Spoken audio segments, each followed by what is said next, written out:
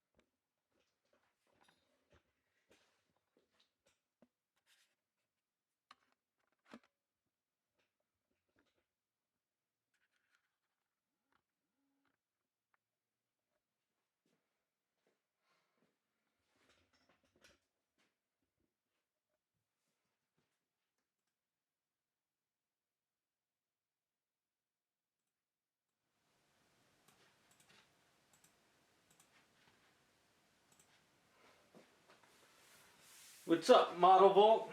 How's it going? Bear with me, I'm just setting this up. Figured I'd work on this for a few hours before I close up shop tonight.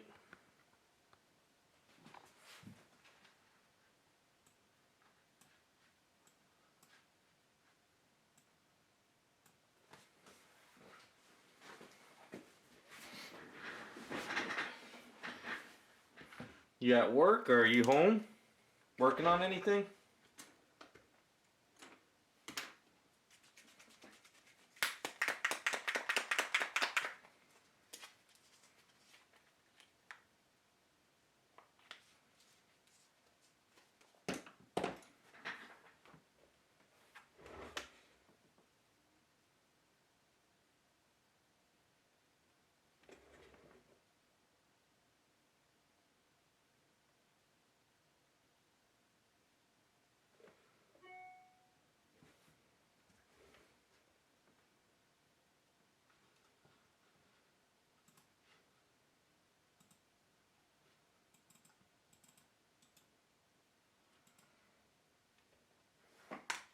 I still gotta do my settings. Once I get used to all this stuff, I can move a lot faster.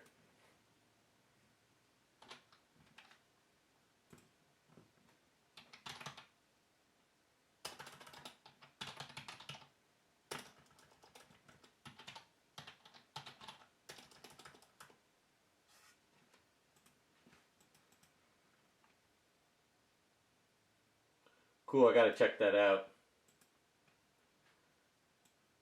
Really gotta get my Airbrush booth redone, but that's next year. Hopefully I can get past the winter.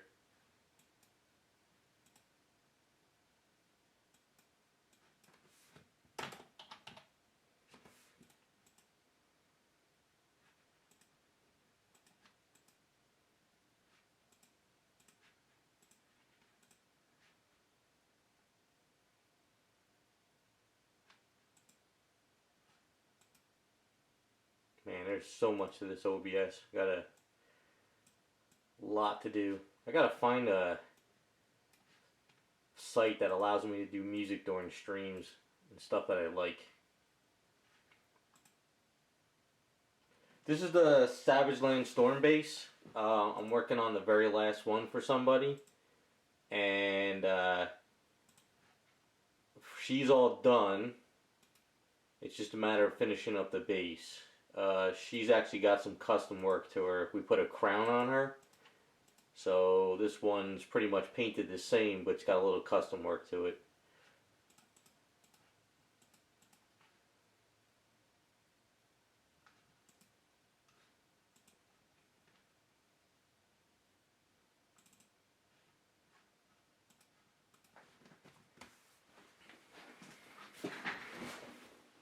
So since it's jungle stuff, it's just a matter of slapping down color, washes. Just keep letting the stuff go all over the place. It's tedious work, but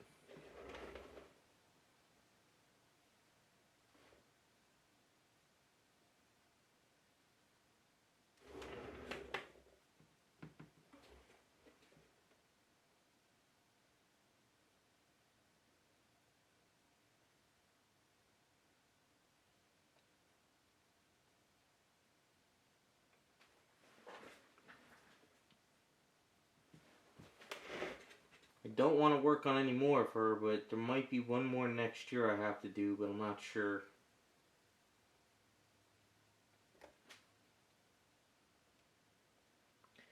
Nope, I don't like wearing gloves. I don't feel they're necessary. They do get in the way. And I don't like the powder on the gloves and getting that mixed in with the stuff. I'm constantly washing my hands though. I know a lot of people will say that, oh, you know, you gotta wear gloves when you do paint-ups, and I know some do, but I'm always washing my hands and there's more control.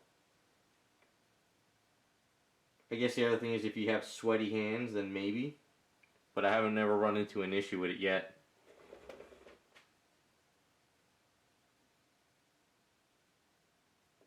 I mean, hell, sometimes my hands go in acetone by accident and I'm still here, so.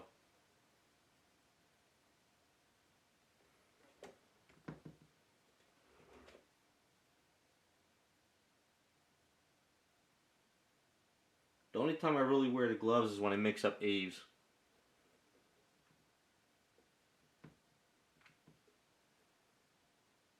I guess I could see that, you know, using it in the other hand, but I find that if I have some kind of a chemical paint on my hand, I'll know better than on the glove. And if I don't know what's on the glove and I grab something, you know, it'll stick. So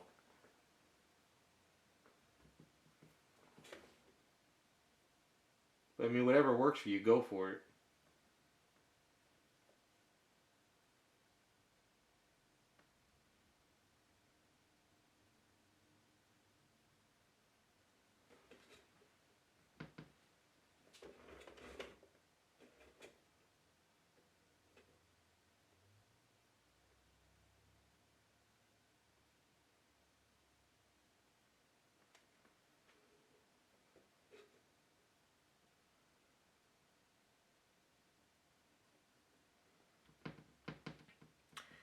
Hey there, Michael.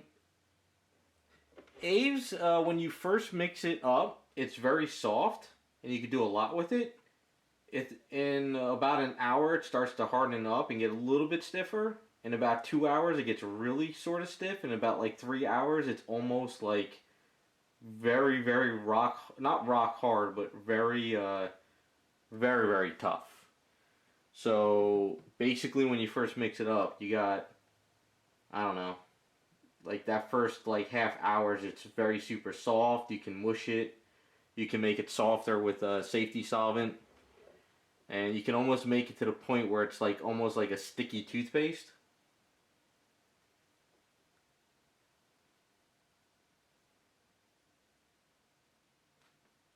If you get Magic Sculpt, which is like Aves, but it's made from you get it from Complete Sculptor.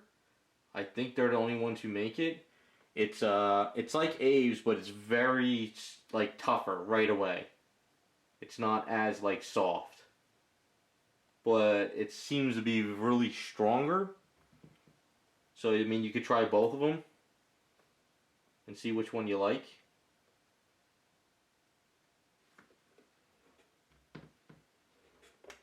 Personally, I think Aves is my favorite. It's my go-to for all the custom work.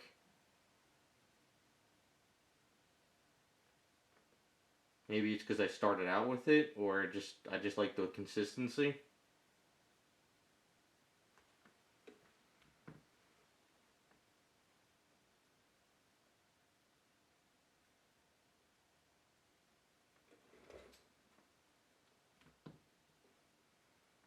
And then you got Smooth On's Freeform Air. Then they have Freeform Sculpt, which I still haven't tried yet. I'll have to see how that works out.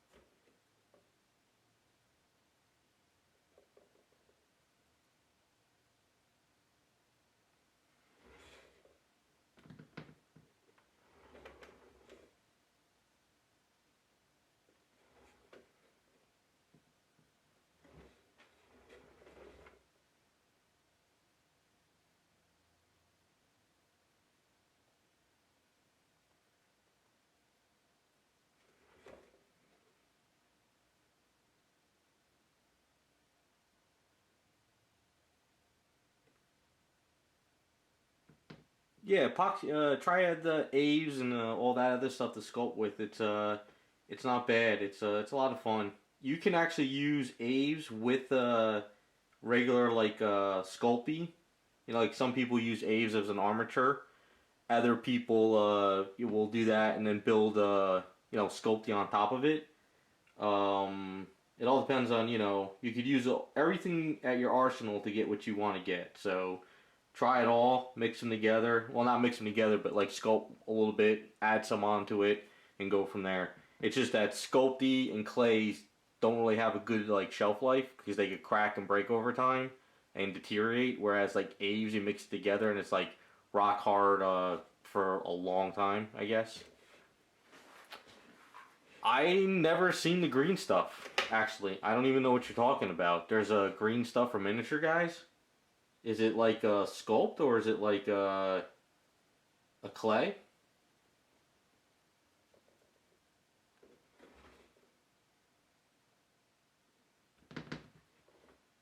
It's definitely something I'll check out. You never know if it's good for something.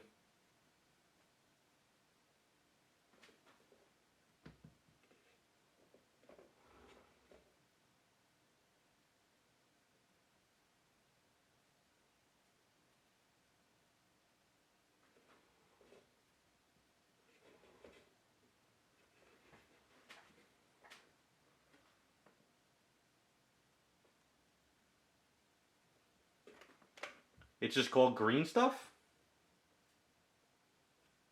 Or is there like a specific name for it?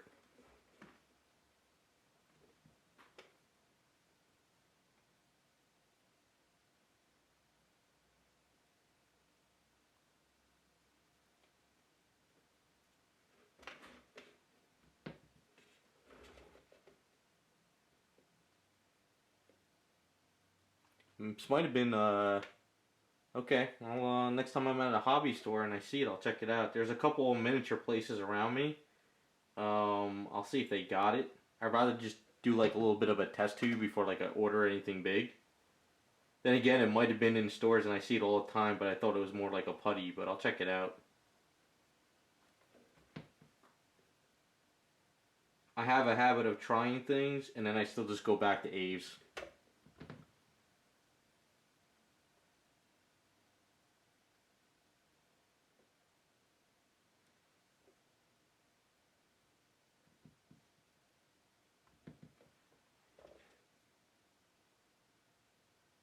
Green stuff. I don't know.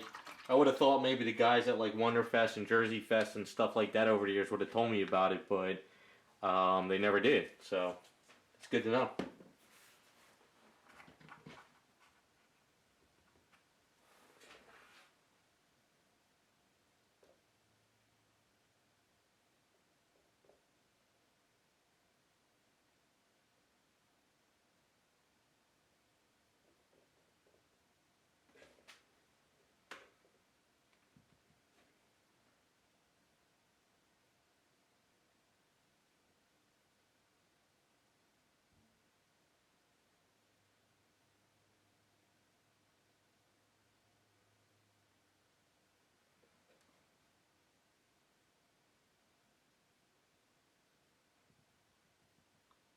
Hey there, Matt Collections.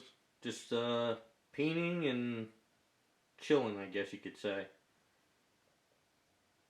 I know I keep sounding like a broken record, but once I get some music going that's royalty free, at least it won't be as quiet.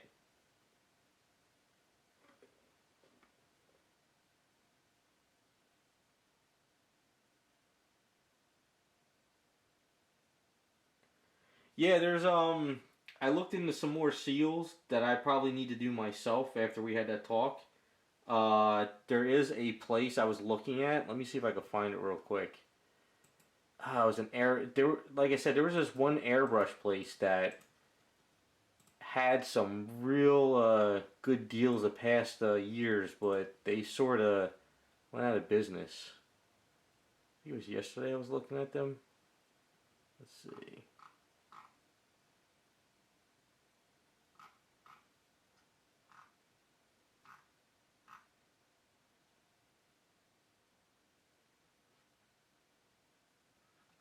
Might have been on my other computer. Yeah, there's this airbrush place. There's a couple airbrush places. I would just Black Friday check them and see if their site's got anything going. I need to get some needles because I've dropped my airbrush a few times, which drives me nuts. Not that I dropped it, I grab it, my foot gets caught on the cord and I pull it off the table. So I gotta get a better airbrush system booth next year. I sent a video to Model Vault. I found these guys on YouTube that built an airbrush booth, and they they pretty much did a really good job, and they have custom stuff built for it, and we're looking forward to doing that next year.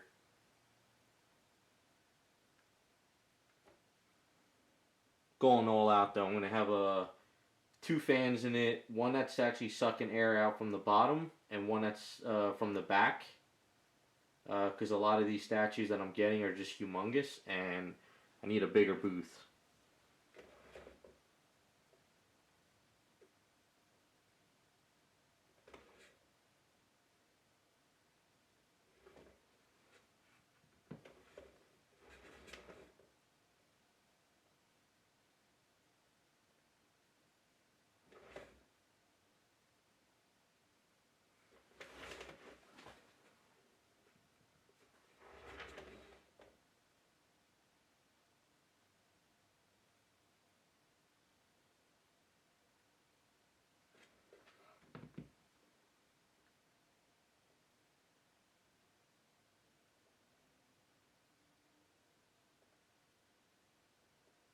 This is the boring part of the base.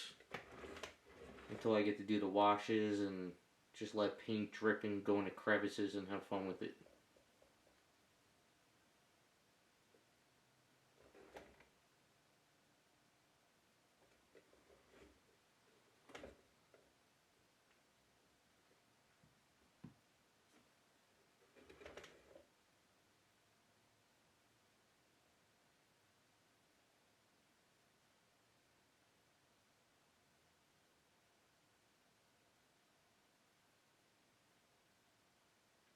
I know on eBay they got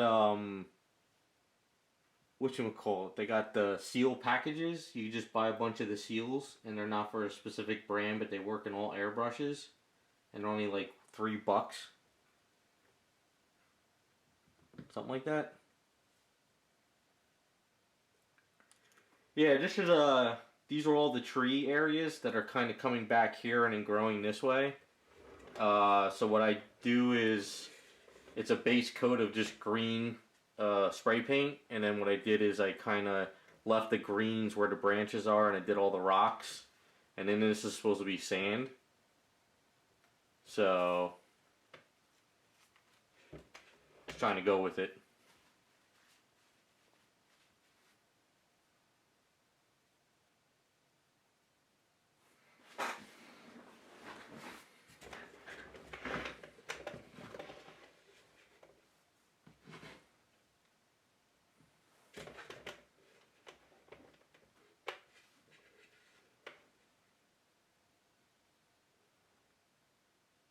Well, I'm glad you like it, man.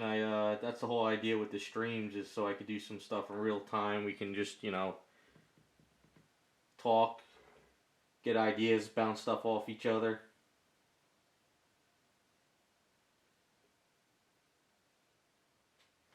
Because no matter what, I'm still learning every day. That's why I go to the shows. I go there like just like a sponge, just asking questions, seeing what people do, trying new things.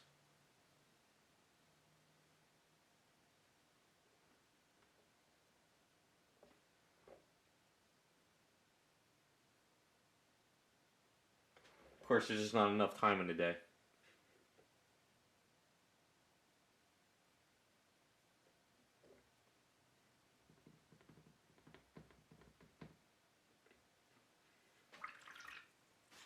Alright, so basically all I did was, this is from Onage, so I really didn't have to do any prep work. Pulled it out of the box and the base was actually perfect. So all I did was prime it in Duplicolor the red oxide primer, and then what I did is I sprayed it all down with Krylon, like I think it's like winter green or something, or forest green. And the reason why I do that is because that enamel really protects it, just in case, because these are one of those items you're going to have to grab a lot, just the way it is. So I like that enamel as a coating. And what I do is I'm just kind of slapping colors on it now. Just kind of the way I'm painting, the way I learned in art school, where this one professor, he was amazing. He just says, just slap color on it. Don't think about it, just start slapping on colors, and then you start building it up and going from there. If you try to overthink it, you know, you just kind of lose track. So the green is just there to sort of kind of show through if I kind of miss areas. If you throw black into it, or if you throw like a very dark brown, you're throwing too much darkness into it. So like this green, so if it shows through some areas, it's going to give it more of a nature look, I guess you could say. So that's kind of like really all I'm doing. So if you see some of the green showing through here, the sand, I had to kind of customize a little bit here because the feet didn't line up. If there's any green that shows in here when I do some dry brushing, it just looks more nature, I guess. And that's kind of really all I'm doing. I don't overthink everything. I just know that this is sand, these are going to be some rocks, this is going to be some different like cliff rocks, this is going to be wood, and then a lot of washes and water, and just thin paint's going to go into all the crevices and darken it up.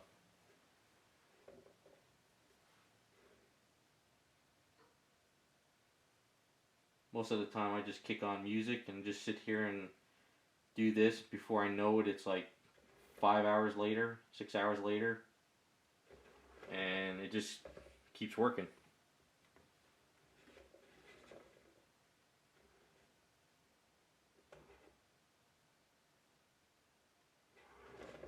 And any overspray that I did from this to there and that to there, it doesn't matter. A little overspray is not going to kill you on like a nature scene like this, because if anything, like if you can see here, let's see if we get into the camera. So you can see the rock here is a little bit oversprayed into this green. Once I start doing some washes in there, that overspray will kind of go away.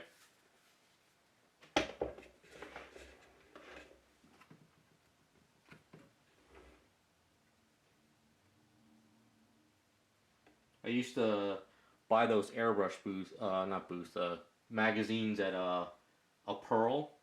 I don't know if you guys ever seen or have a Pearl. They used to be a big art store over by me in Jersey. And I used to go there all the time after I graduated art school, and they used to have those airbrush magazines, and I would buy those all the time. And I would learn by, like, the airbrush artist would always throw down your basic colors or yellows on a mat, and then they would start building up the colors. It's kind of like the same thing.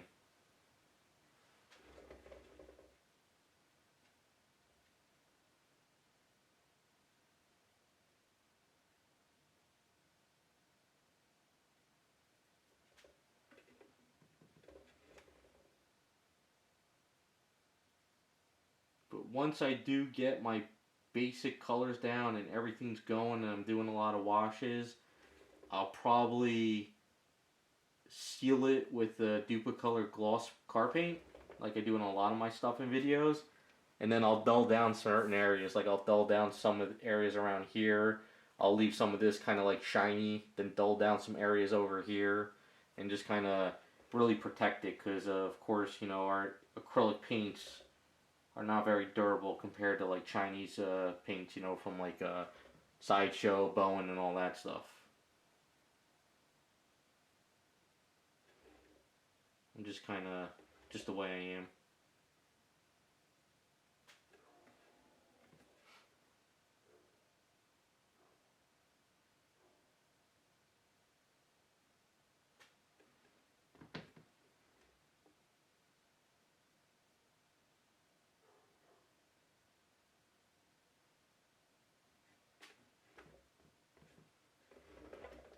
Jesse's Garage Kit color paints. They're transparencies, like the what is it? The Payne's Gray. That's a great color to use for this, because it's like a bluish black, and it's not really like overdone.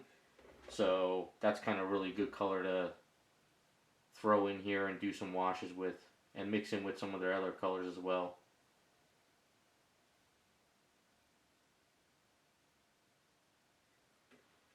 I know some guys use oils to do all their washes, and I tried that once and I completely messed up the statue. So it's one of those things I actually got to watch a guy like in front of me and see how they do it.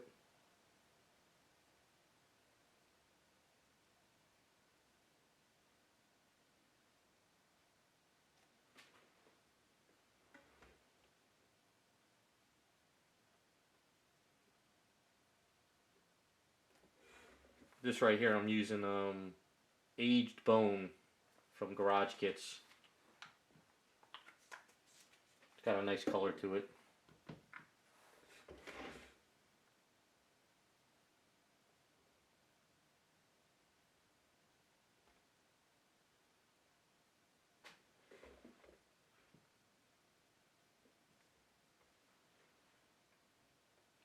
I know, what was it? I think it's AK Interactive, the guys at Jersey Fest, the one sellers there, they had a bunch of AK Interactive stuff. I think were like oil-based washes.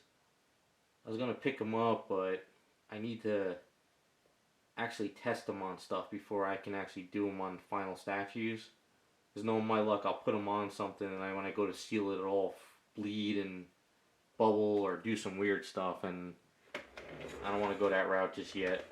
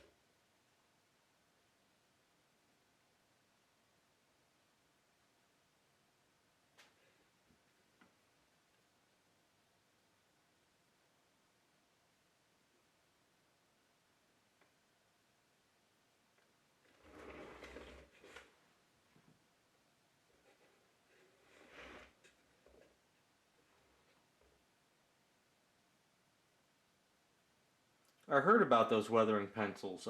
Somebody told me about those on I think the last Jersey Fest.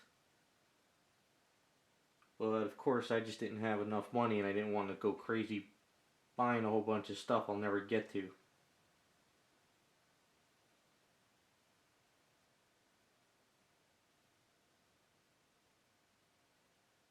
Kind of like to pick up stuff on whenever I'm going to work on the project or I have a project to work on.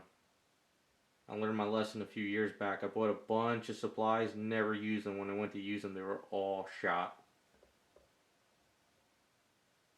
Just did a purge today of about 20 paint bottles that were completely dried up on me.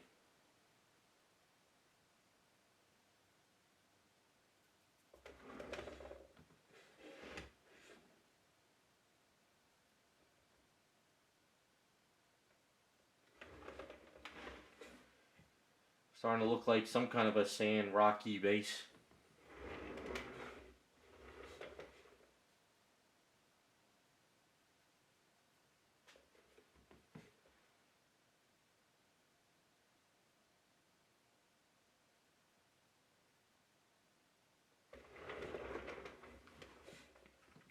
When DXA Designs, when he wanted this to be in that clear resin pool, the idea was, you know, for it to kind of come up to here and then come over, but the problem was the base wasn't at enough of an angle, so it kind of came up too high, but it worked.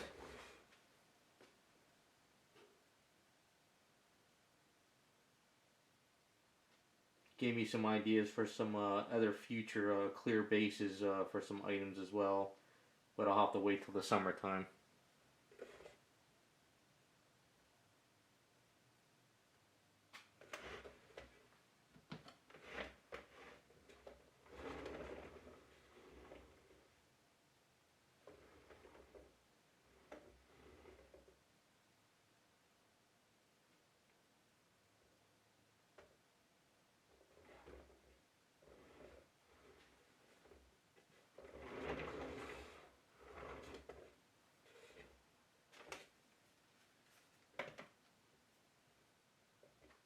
These are always a pain to get to.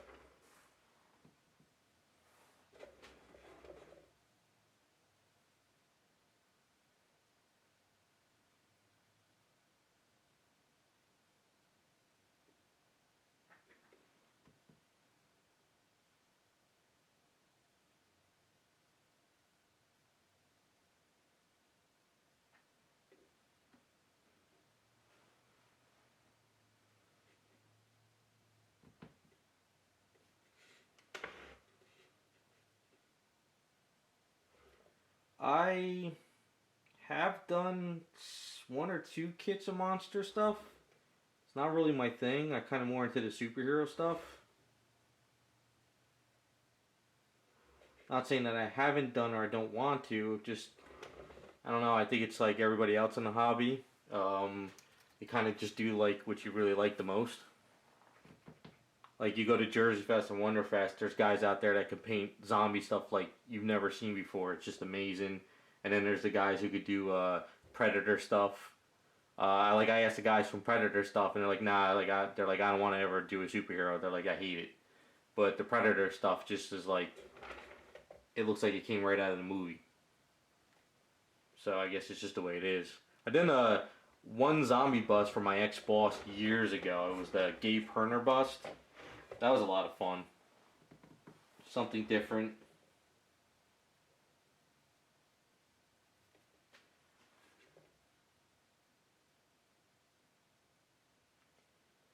I don't know. I mean, DXA Designs, they got a bunch of stuff, I think, in the works. They just did that Catwoman statue from Roberto Von Burr, which is absolutely amazing.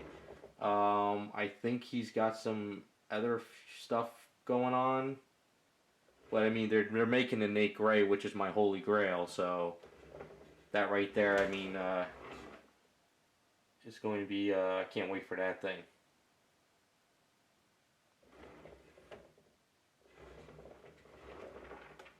There's a lot of characters I would love I would love anybody to do, but there's, you know, it's not what sells. You know, people are going to do what sells, and, you know, there's, from what I understand in the Facebook people, there's Wolverine, every Wolverine you can imagine has been made or being made. Same thing with Magneto. But you won't ever see them do, like, a She-Hulk, you know, or Titana, or I don't know, Booster Gold, you know, stuff like that. So yeah, Tim kind of keeps me in the loop as well as some other guys. Well, I think DXA Design is going to keep going with the Age of Apocalypse line, which is actually one of my favorite X-Men stuff. So I like to see more Age of Apocalypse.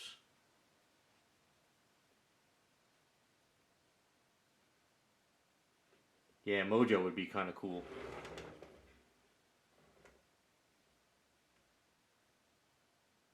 But do Mojo when he was either in the Captain America outfit or the Spider-Man outfit, because I play that game Marvel Future Fight on my iPad, and they have the two outfits of Mojo in there, which would be hilarious.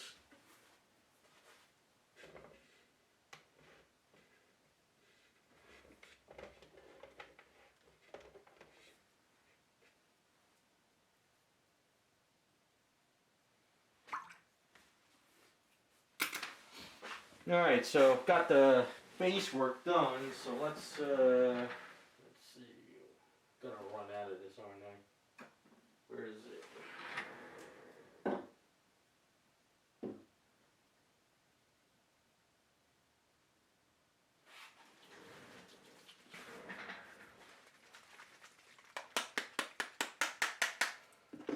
Yeah, I would like to see some guys in the hobby do like kits of, you know, video game characters, more Resident Evil stuff. Yeah, Resident Evil would be kind of cool, period. So this is Transparency Payne's Gray. And then I got Transparency Dark Brown. If you don't realize, this thing right here had, since my freshman year of art school, which this container as well. And you can see how much has kind of caked up since 1995. Still going strong. My goal is, hopefully by the time I'm old and gray and I'm retired, this whole thing will be thickened up with acrylics.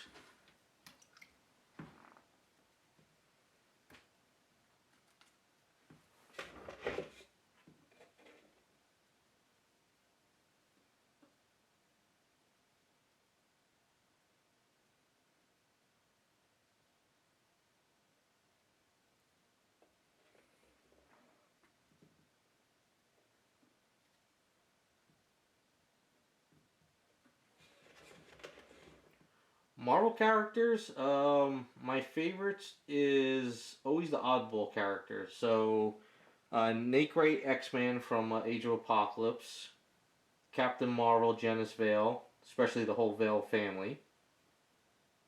Let's see, what are the Marvel characters?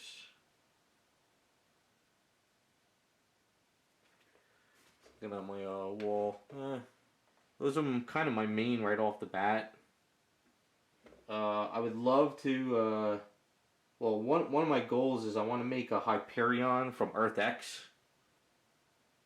I love Earth X storyline, and I figure if I can ever get that Superman premium format, the first one, like really cheap, I'll see about making an Earth X. I mean, yeah, Earth X Hyperion. I think that would be kind of cool.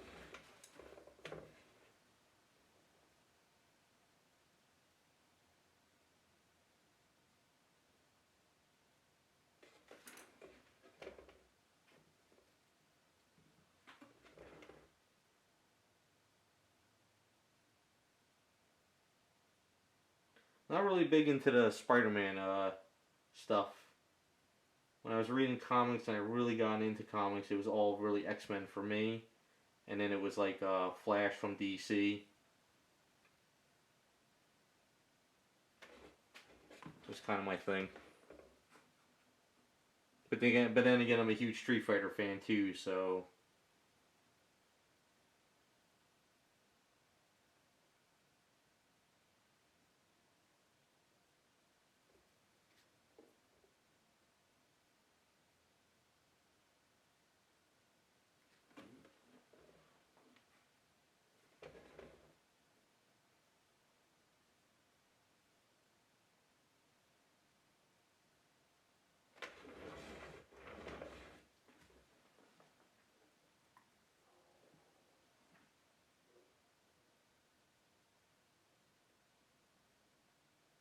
I even got my trusty X-Men book right there next to me.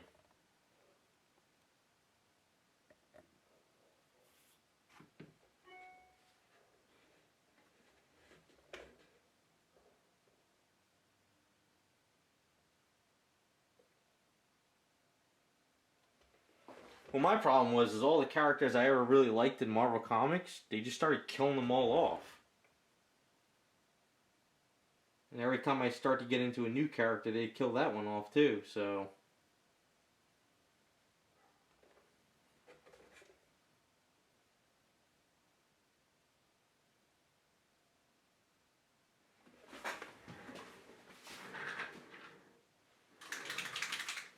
Gonna use some transparency leather tan. This is a good color too from Garage Kits. Got a nice golden brown to it.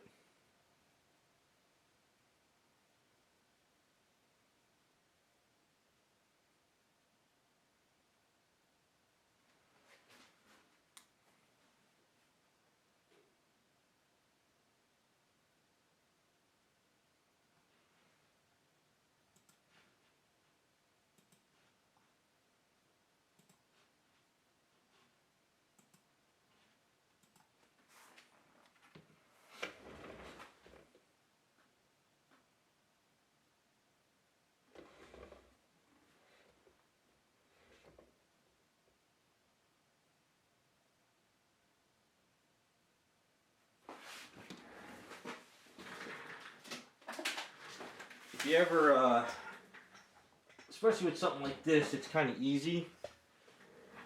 Get a blow dryer and kind of just let the fluid just go into the crevices. So I'm going to kick this on. It might get a little loud. Let me see if I can lower it just a little bit.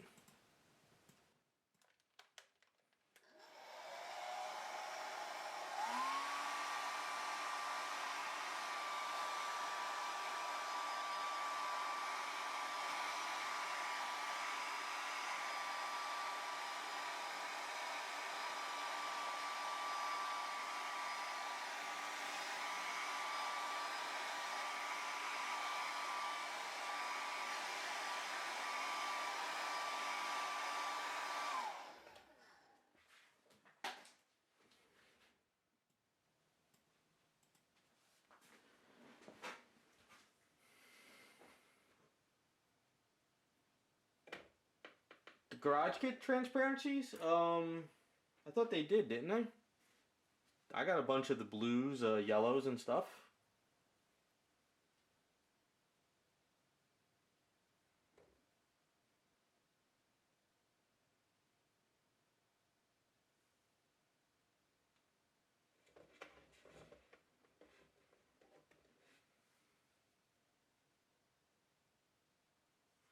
Yeah, I was never into the darker characters. Well, I like the X-Men stuff, but I don't know. I'm just a kind of the oddball fan. Characters that are alt realities, that don't belong in the main universe, stuff like that. Always kind of my favorites. The only reason why I'm using the long brush is just kind of easier to hit it, and it's got more length to hold liquid compared to using a smaller one. You run out of liquid really fast, so it's kind of good with a little bit of doing washes, so you can kind of get in there and it kind of drips in. That's the only difference.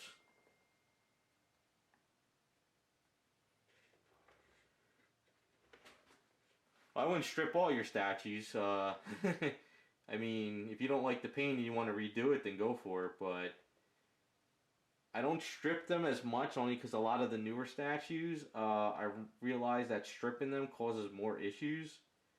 So I just kind of been hitting it with the clear primer.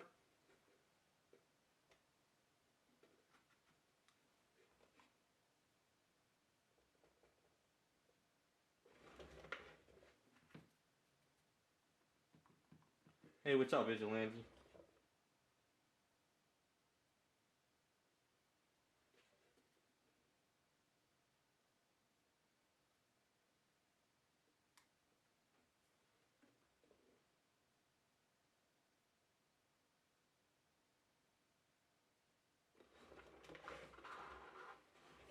All I'm really trying to do is just darken in some of the crevices. Like I said, this stuff is tedious.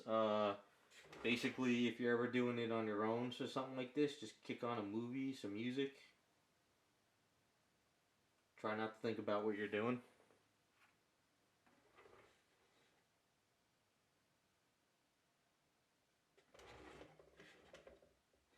I will airbrush some too soon. I usually kind of go back and forth.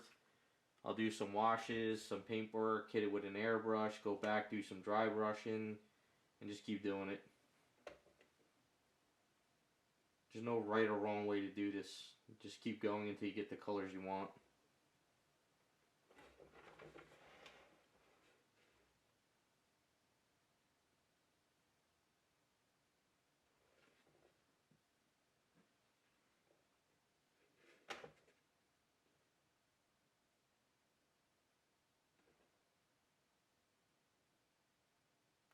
Mysterio, wasn't that Old Man Logan? Thought that was the Old Man Logan storyline.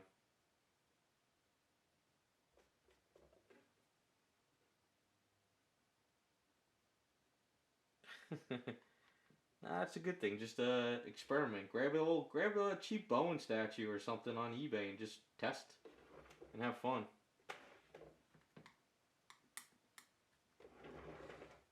Now, if you guys don't care about getting dirty, what I will do at times is like I'll throw a bunch of wash like this and just kind of rub my fingers around it. You could also go that route if you want to speed things up.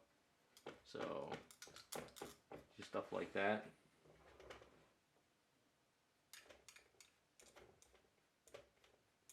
And it kind of helps getting areas dirty.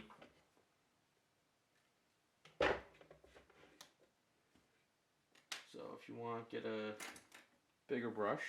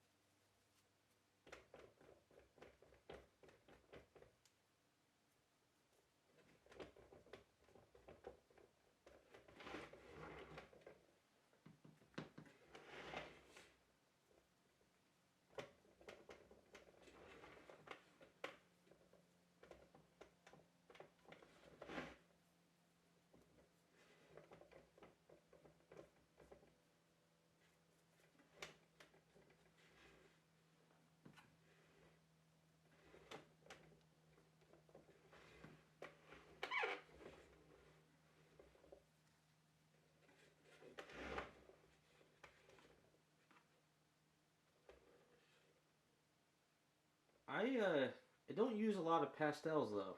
I just don't like them. I'll use the women's makeup stuff, but as far as pastels go, I know you could get some really cool things with them, but I don't know. I just it's not a fan too much. Maybe because when I first got into it, I was messing stuff up with them. But I don't know if you guys remember Dan Coop, who used to paint for Bowen back in the day.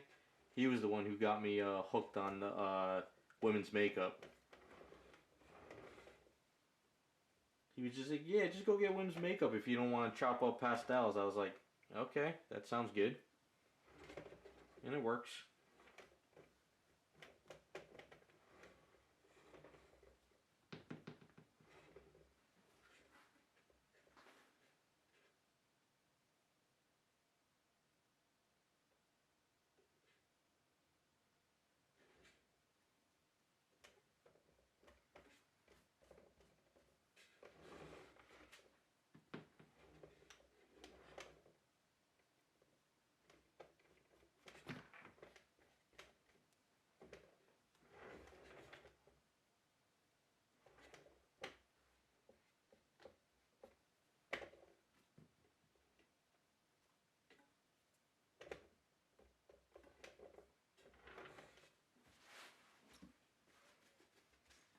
Alright, something like this, what I'll do is,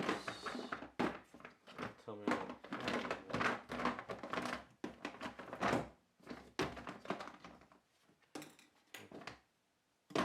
guess I'm running out.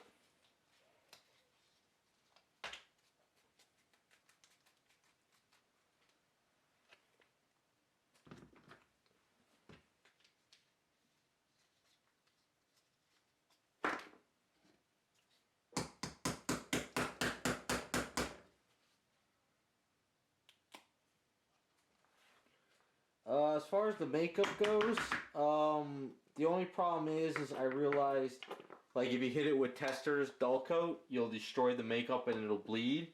But if you use the Vallejo matte varnish or the satin varnish, it doesn't really react. And if you use the car paint, it doesn't react either. Tester's dull coat kills a lot. So I try not to use Tester's dull coat. I use Tester's dull coat on something like this where this is still wet in here. The Tester's dull coat actually helps dry that up a little bit faster. It's weird how that stuff kind of works. But if you're going to use a sealers, look into other ones besides Tester's dull coat.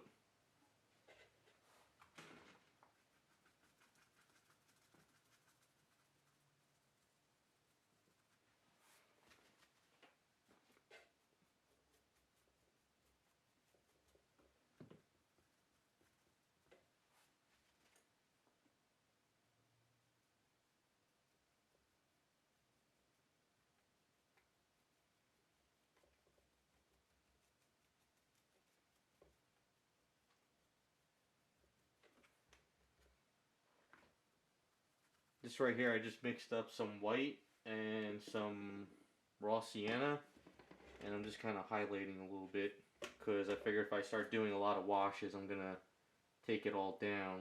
But this will kind of help bring it back a little bit.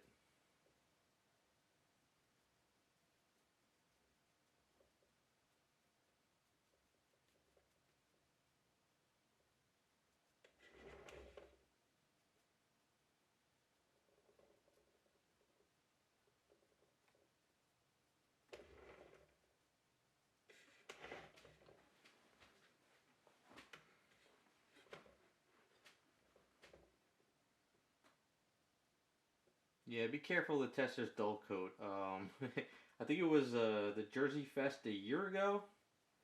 They were all spraying it in the room, and when I walked in there, I swear to God, I almost passed out. You gotta have ventilation with that stuff.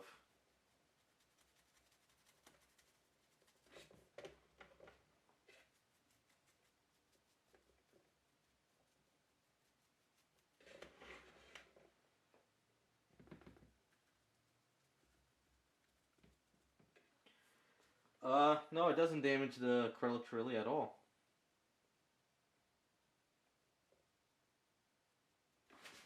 I mean, it is a lacquer. You can get it in, where is it? I usually just use it through the can. Works out fine. But they have lacquer through the, you can run this through the airbrush, but the only problem with this stuff, if you have acrylics in your airbrush, this breaks it up and you get this nasty speckling and it pulls all the paints out. So you would have to dedicate like a lacquer airbrush to it if you run it through this. I was using this a lot, but I started running into too many problems with it, and that's why I switched over to the Vallejo Mecha Varnish stuff. I love that stuff.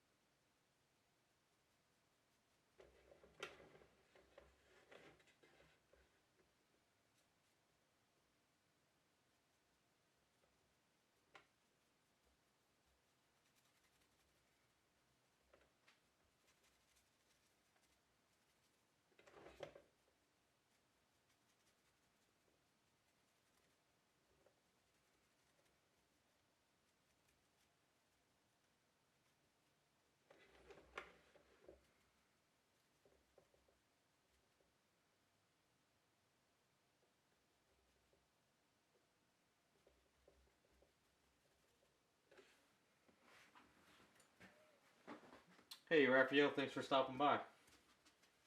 Yeah, hopefully I can do more of these. I know they're still early, like I said before to the other guys.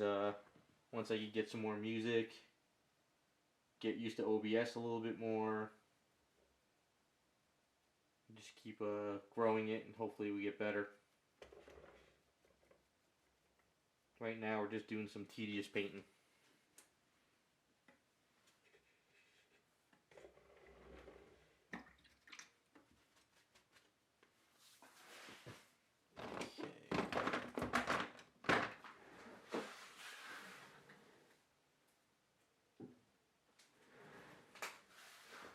Start bringing out the wood a little bit more now. I had a bigger brush, but it seems I must have destroyed it or did something to it, so...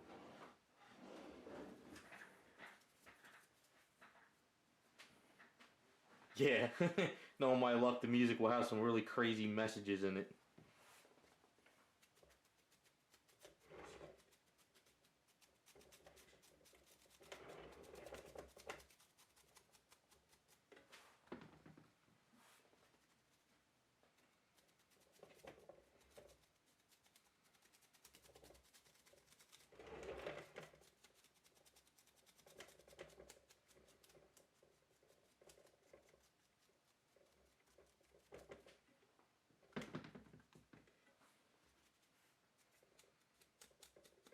Now I found a couple good websites that got some good music. I've been trying to put them in my videos more and try to get more of a library. But the problem is they don't specifically say if you could do it on the live stream. They say it's in your videos, but then they have these other options where it's only for like, I don't know. I gotta look into it more.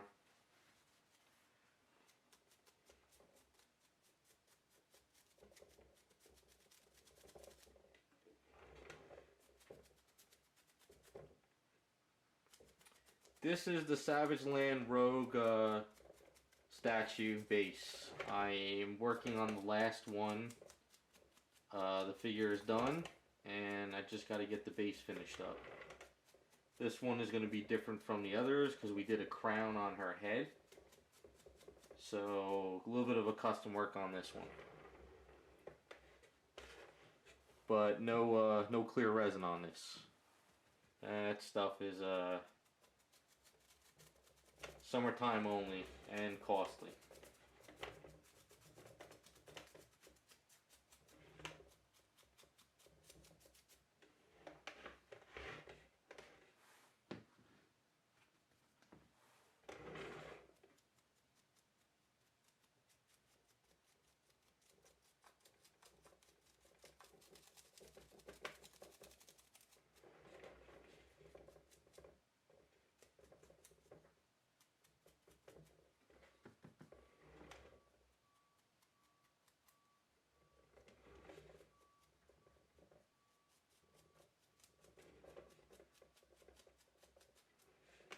Yeah, thank you. That was my own personal side project of the Rogue.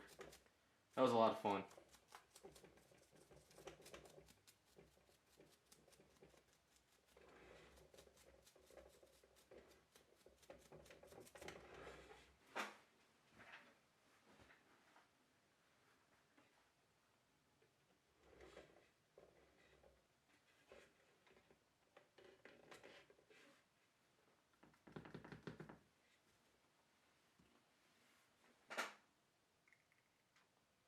Well, I know in OBS you can play stuff. That's why I'm looking into Picarto more. Picarto, you could play anything. That's why I'm gonna do some live streams on Picarto. Because I could play like my iTunes library. I could put on like the Transformers movie in a little window. I see guys on Picarto doing that stuff all the time. So that's why I'm gonna try to do some stuff over there every once in a while as well. Picarto's more of like the art like streaming service where you kind of get to do what you want, whereas like YouTube you're limited to what you can and can't do.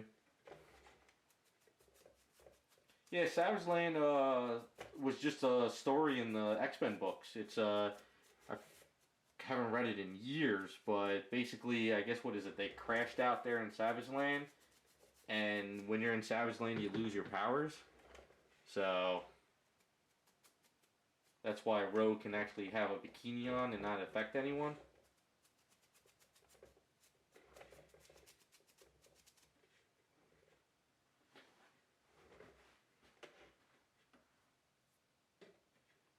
Yeah, I'm just looking at other services, just kind of making sure that if the way YouTube is going, if somehow my videos or channel gets deemed not friendly, I'm not kind of like left out in the open.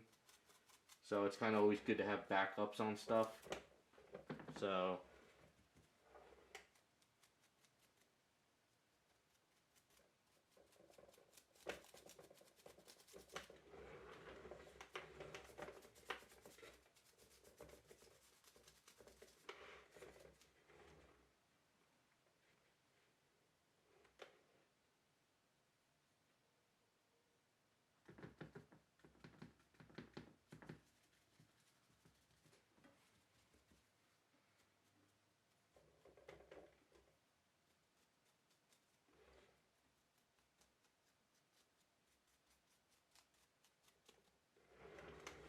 yeah, Model Vault. Basically, as you can see, by keeping a little of the green in there, it feels a little bit more nature-like. I mean, I'm still got to keep building it up, but so instead of having blacks or dark areas in there, just kind of a lighter color kind of helps it. And that's the fun about this jungle stuff. You could do whatever. I mean, if you really wanted to, you don't even have to have greens and stuff. You could do like some crazy colors.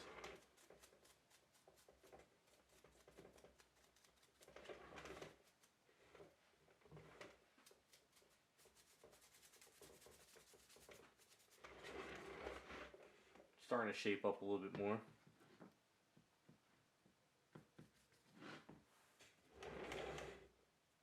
Although I wish I had drier paint. The bottle of paint I had is gone. I must have used it all. So dry brush, and I like to use these types of paints. You can thin these down, you can put them in the airbrush.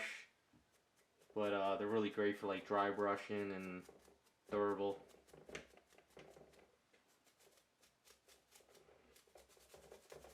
These things are so durable and last so long that I actually still have a couple tubes of these when I was still in art school. So they're still good and they're still usable.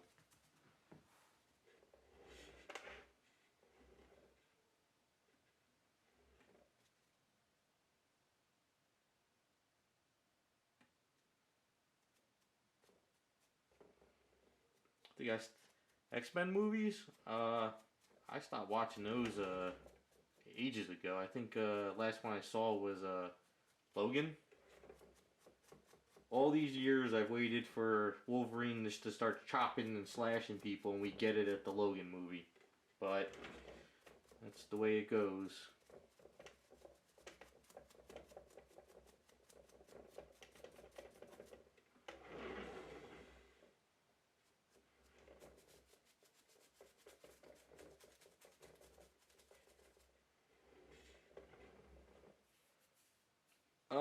When I went to art school, which was PSA&D in Lancaster, PA, it was only a 3-year school. I went when actually traditional illustration was still going on. You know, where you had to paint on, a board, and you had to send it out to the company, the magazine, and they would have to take a picture. And then as I graduated, that's when computers took over. So I did a lot of self-taught of graphic design on my own, living at Barnes & Noble. And then that's how I went into graphic design. So just a 3-year school, and that was it. But then they became a 4-year school.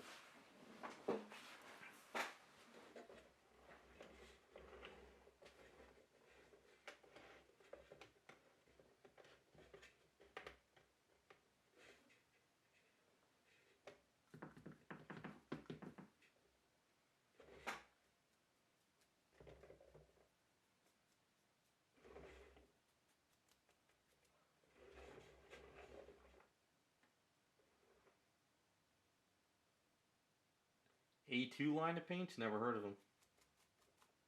I'll look into them.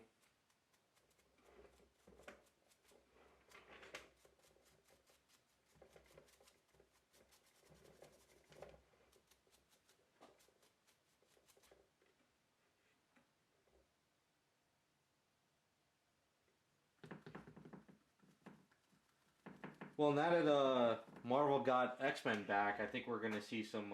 We're gonna have like 10 years of now of X-Men and Fantastic Four. So I think we're gonna probably get a reboot of all of it all over again. At least I think.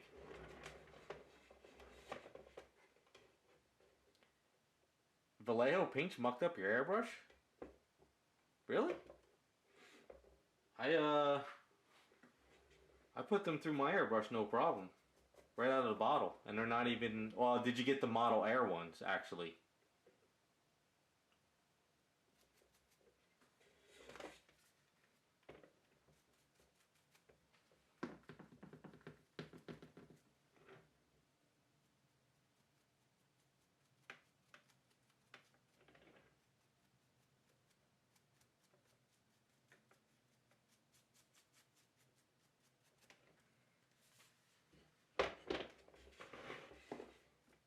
Vallejo has a couple different brands. They got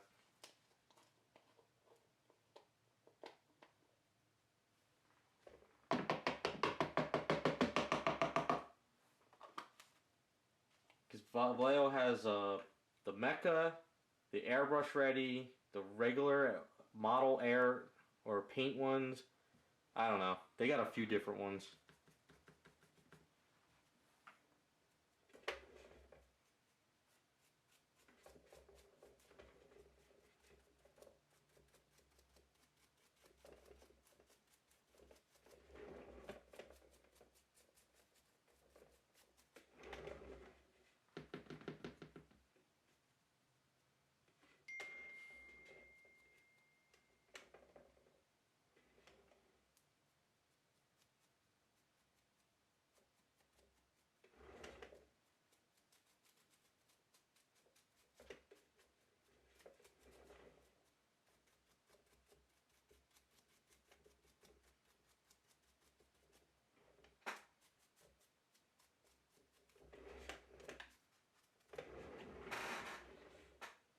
Starting to look a little jungle-like.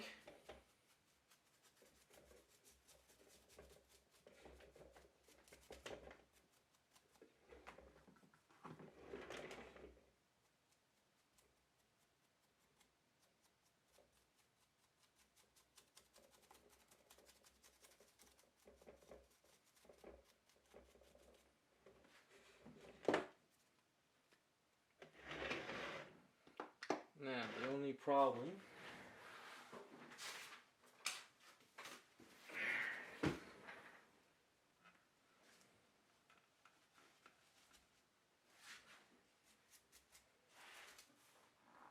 make life easier than holding it.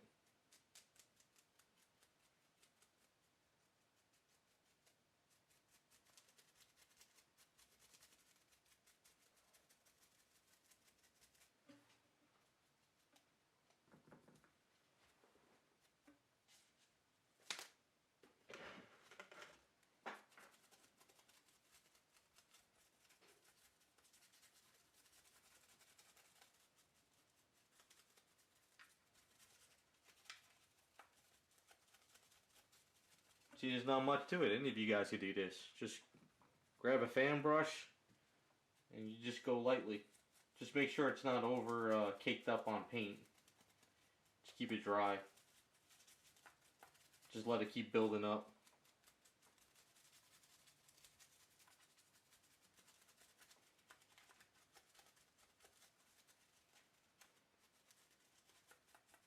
Like if you get any sideshow statues out there and it's like, you know, how they always do it like really, really dark, you know, with the rocks and all that, you can grab yourself a paintbrush and you can kind of lighten up some areas, because I will do some of the rocks next.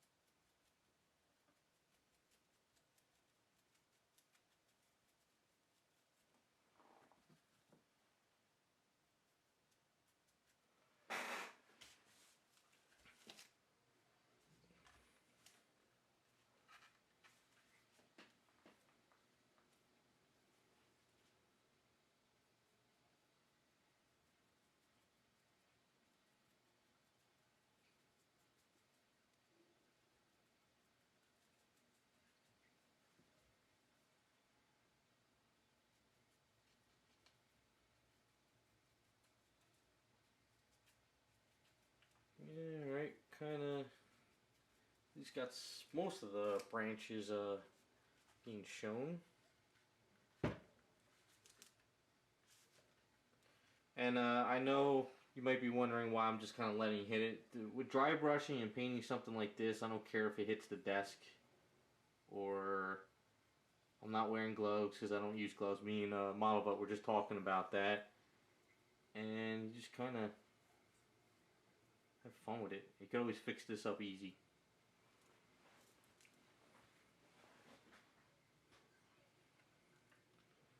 Raphael, if you're looking for a repair, just go to my website, use the contact page, and then I'll try and get back to you when I can. And I do tons of repairs, I just don't do videos on them. I mean, I'm doing repairs usually all week long for people. So I kind of just grab a bunch at a time. And then like when I get a bunch of repairs, I'll spend like a day or two just repairing stuff. But usually I'm always getting somebody sending in stuff for repair, whether it's a broken finger, Batman ear, sometimes people want fixed eyes, you know, pieces fall and break on people and they just want to repair. So the best thing to do is, like I tell people in the email, so if like say you're sending a Harley Quinn head from the premium format, and one of the things broke off the her mask, basically I just say pack it very well, send it out to me, and then once I get it I kind of just repair it at my own pace, send pics, and then go from there. Because if I was to do videos and repairs on all the stuff, literally it would just be non-stop filming. I try to film the major ones and ones I haven't really done before.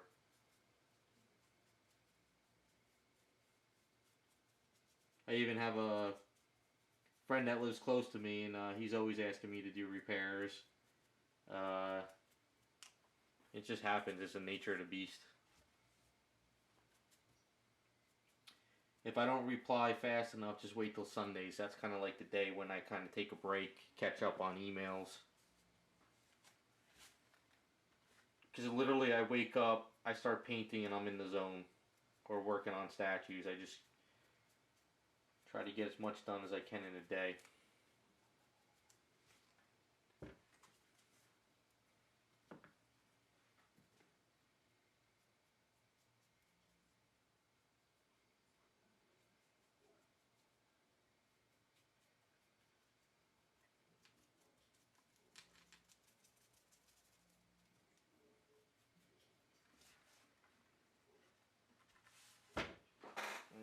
getting there slowly.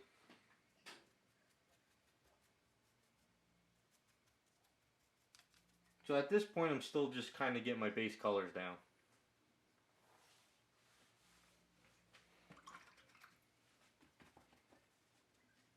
Let's do some of the rocks. So for the rocks, we'll hit a little bit. I got a lighter gray here.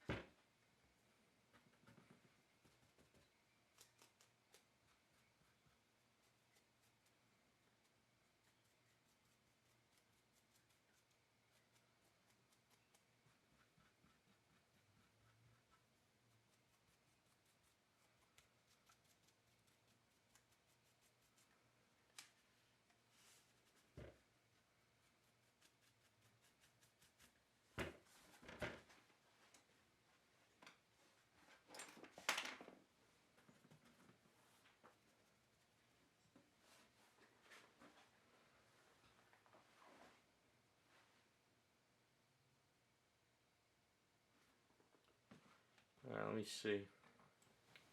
How's the volume on that? A little bit better?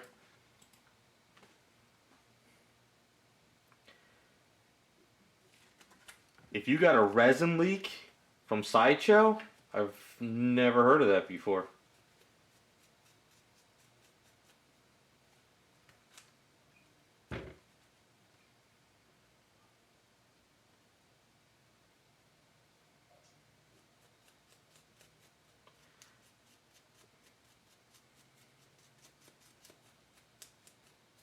That's a first.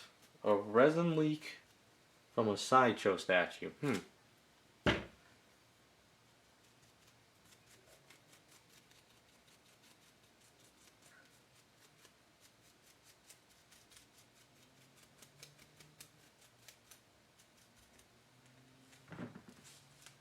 Yeah, send them over. I'll take a look at it.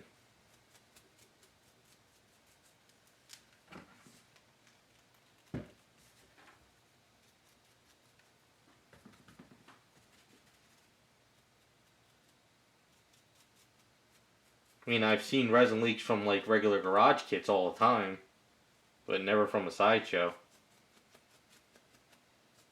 I'll be honest though, sometimes resin leaks you can't really fix if it's bad.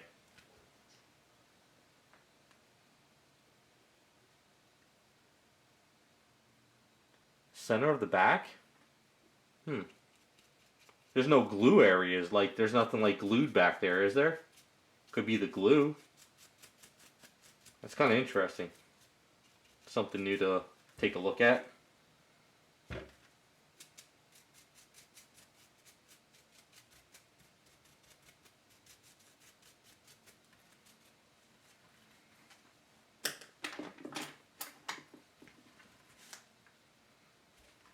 I mean, I've had a couple leaks on garage kits where I actually had to drum out like a whole chunk just to get the leak on.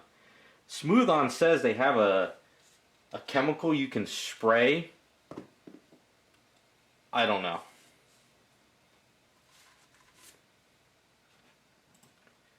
I don't know. I'm at like 65%, so.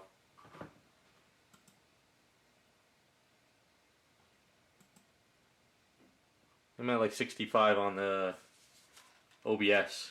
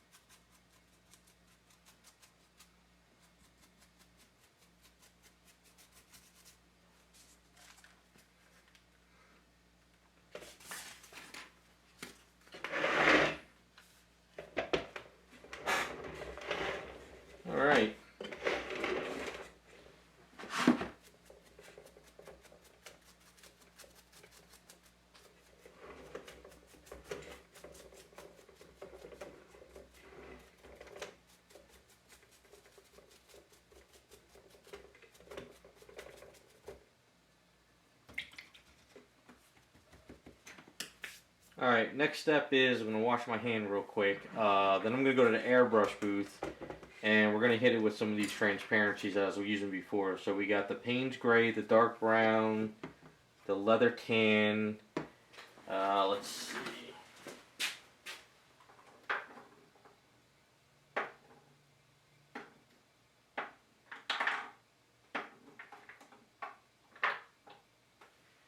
And I got some ocean blue.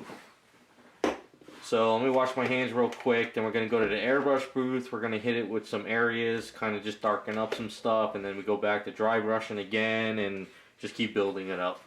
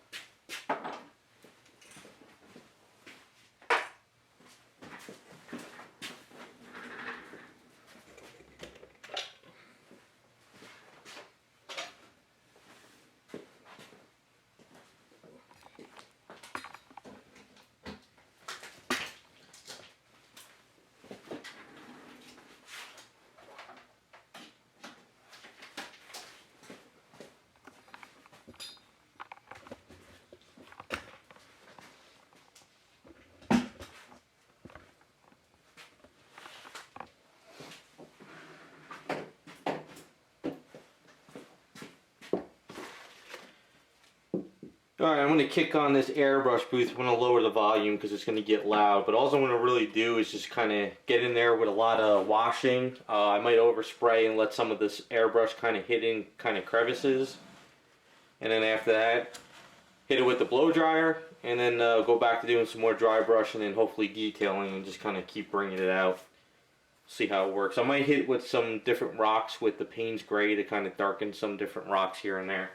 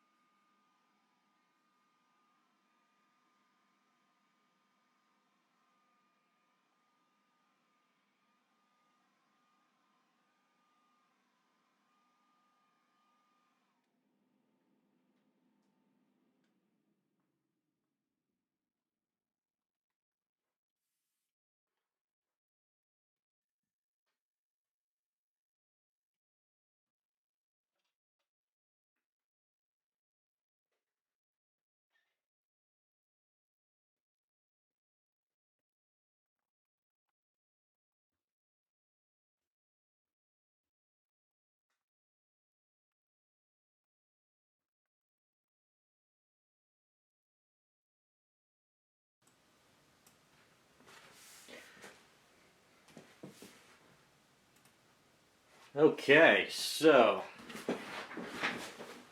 add a little bit of gold toner in here just to kind of give it a little bit more of an orangey look, per se.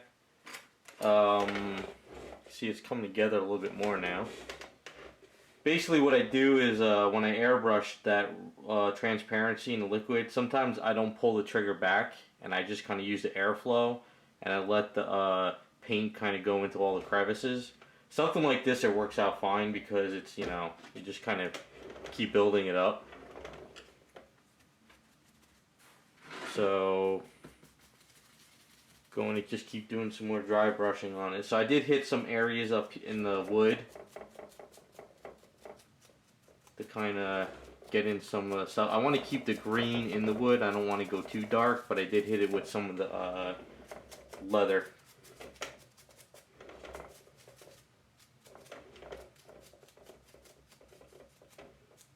At a point like this, I probably would hit it with Tester's Dull Coat, but I would actually probably hit it and then leave it in the airbrush booth and walk away, or do it in the garage.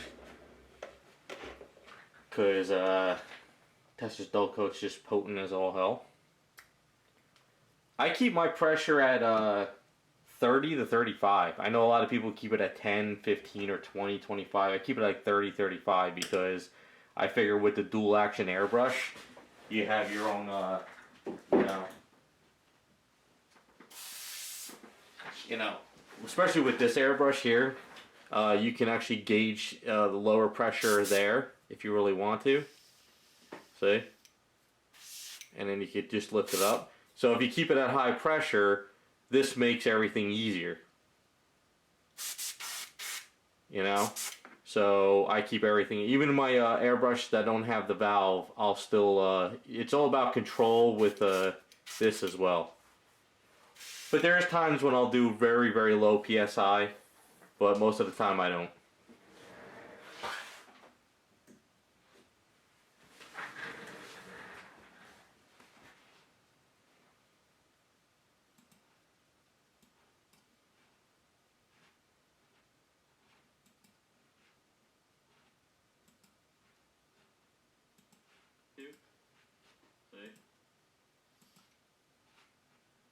Yeah, Tester's Dull Coat is great, but like I said, it's just potent. It's just really, really nasty stuff. And until I get a better airbrush booth built up, I try to do it in the garage only.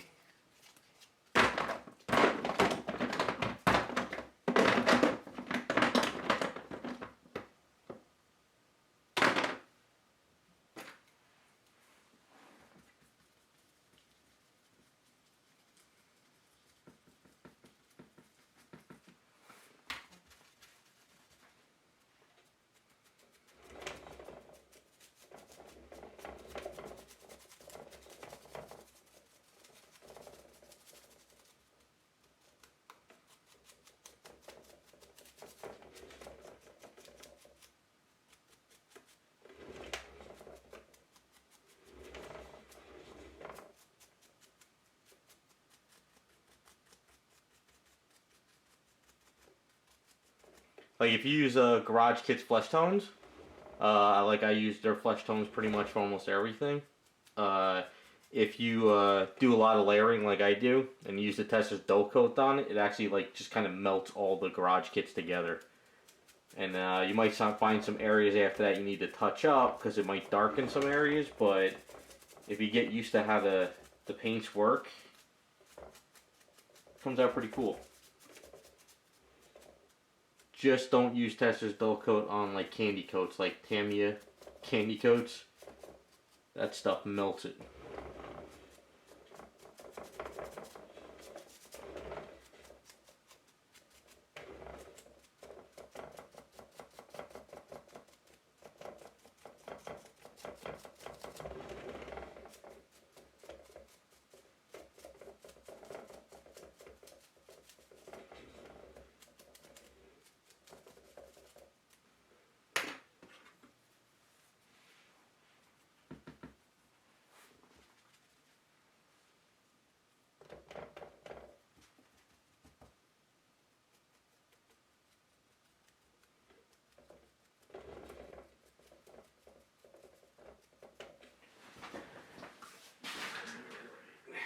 to use some gold in here.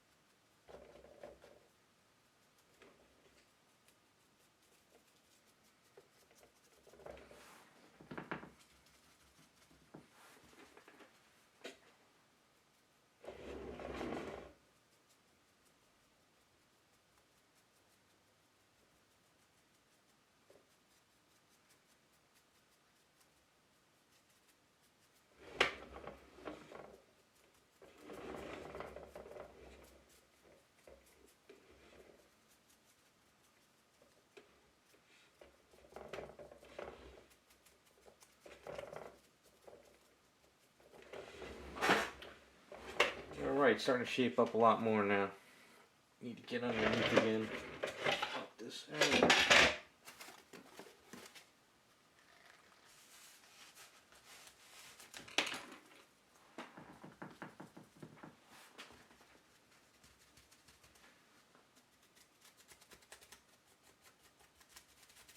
Sorry, sometimes I get into the zone and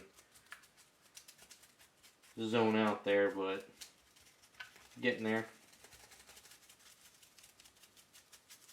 I'll probably have to do a lot of detailing on this tomorrow.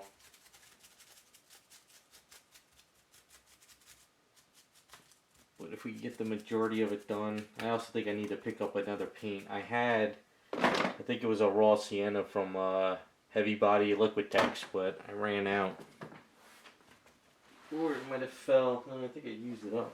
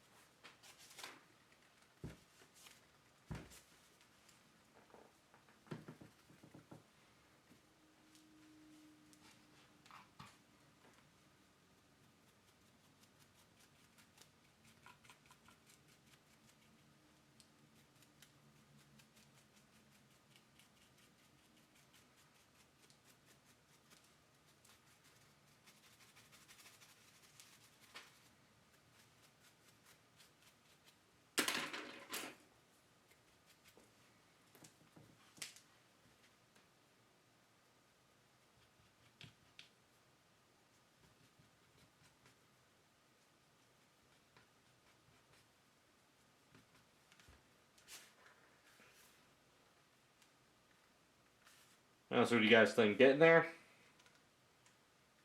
It's really shiny at the moment, but I've got to dull all that down later.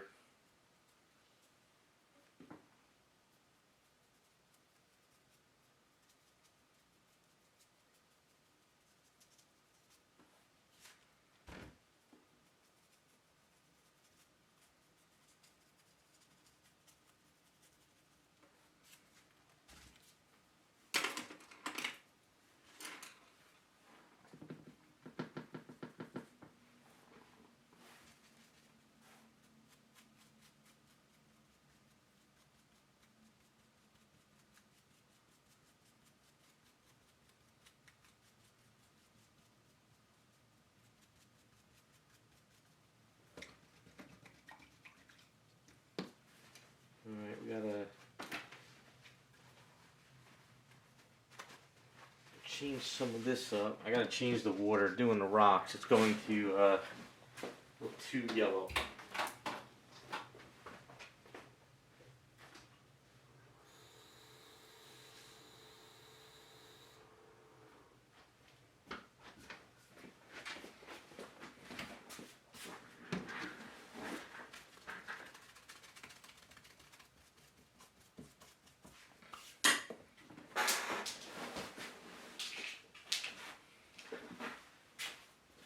There's my gray.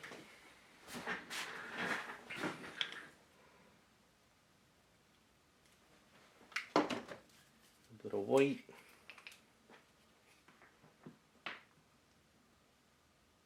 Nope, that's black. We want that. The white.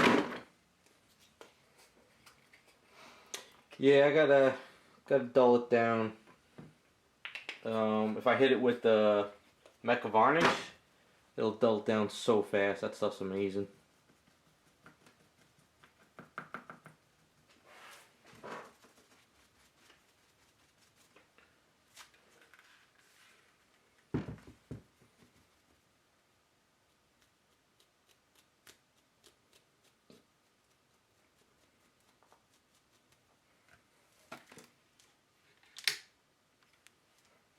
And that'll kind of take some of the shine away for a little bit. I'm just doing some lighter gray to bring out some of this rock area.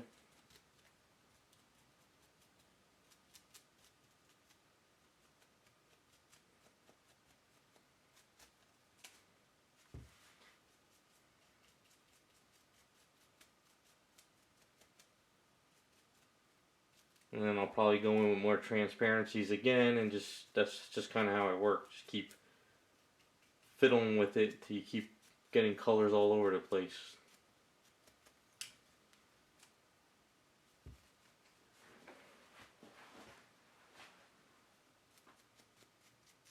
Yeah, his whole idea from when I talked to him was that Storm was supposed to be walking into like a lagoon or water.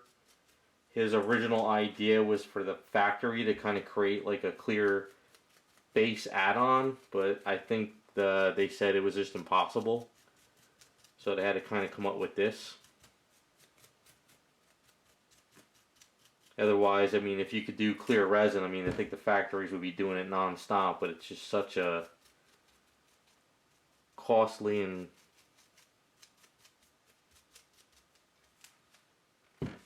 pain in the ass process, pretty much.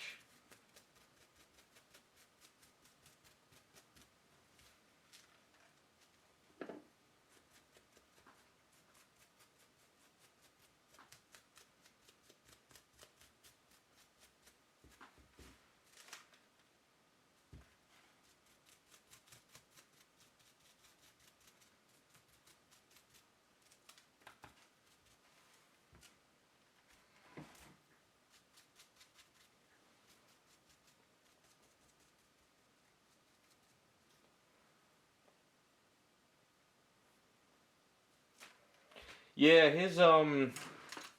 think his original idea is the Storm was supposed to be here, and he wanted like a clear resin piece here, but he didn't want it going around.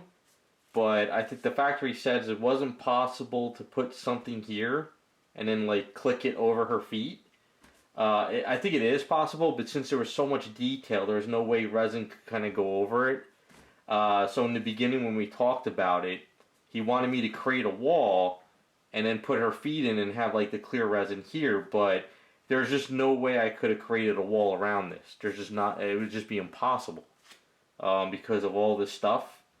So we decided that it would have to be encased around it. It was the only thing that I could come up with that would work.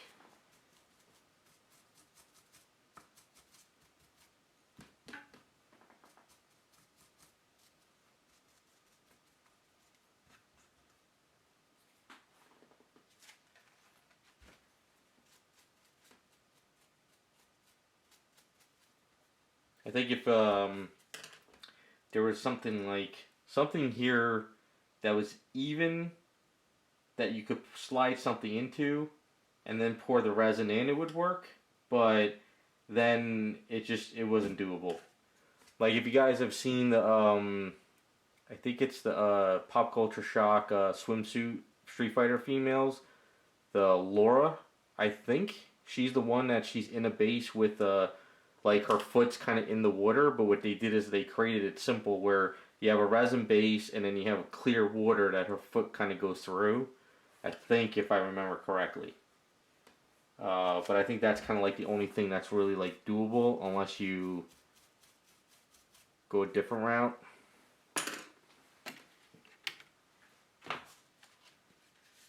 Alright, we got a lot more of this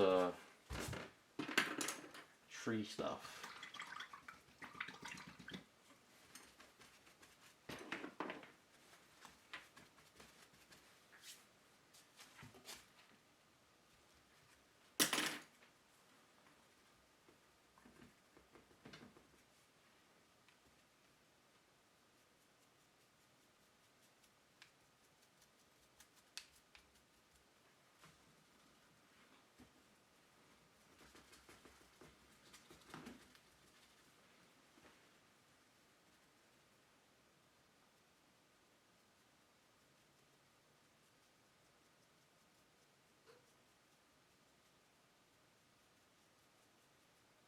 At least with this one compared to the Savage Land Rogue from DXA Designs, you can tell where some of the detail is. The Rogue was a little bit more difficult to kind of figure out where the branches were. Definitely, it was doable. It was just a little bit tricky at first. At least the first one I did. After that, I got a feel for where they were.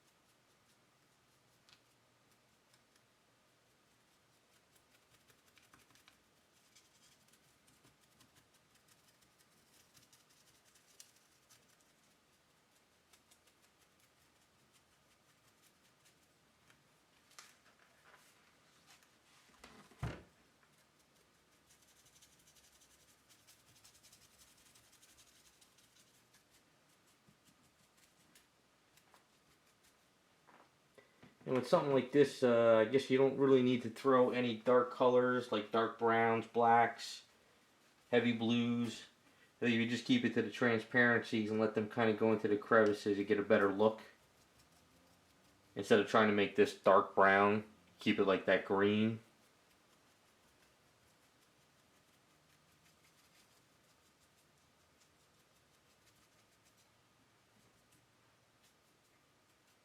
Yeah, that was one of the main things in art school. The professors always told us, stay away from pure white, pure black.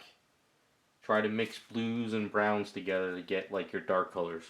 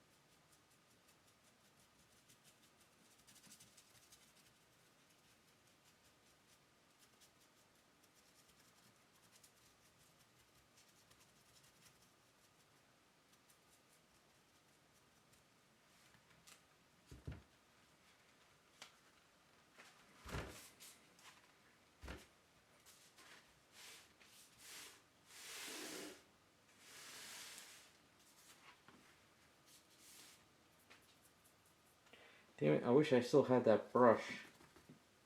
I gotta do another run to like a dollar store and get those cheap dollar brushes. They work great for stuff like this. Those big ones are like a little wooden box like this.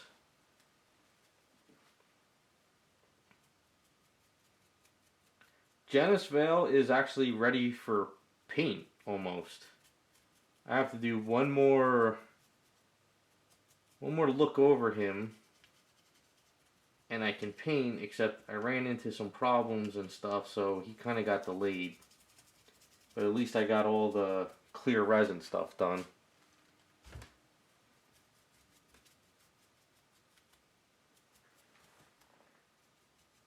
I was gonna work on him the other week, and then something else came up, so he got it delayed. My side projects always get delayed.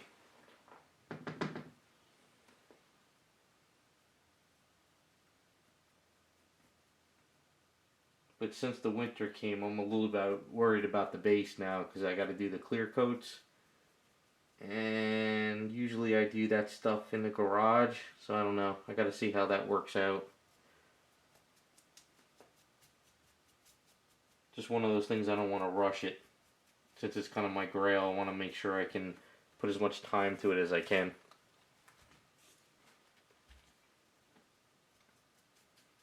I forget, what was the last part of the video I did? Did I show off the clear resin part?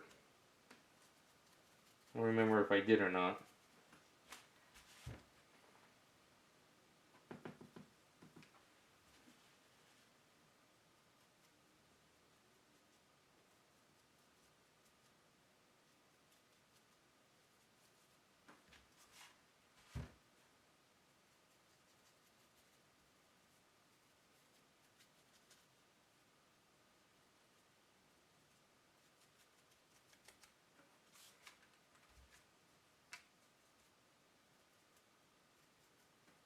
Because if I didn't show off the clear part, I can set them up on the airbrush table real quick and show you how it looks.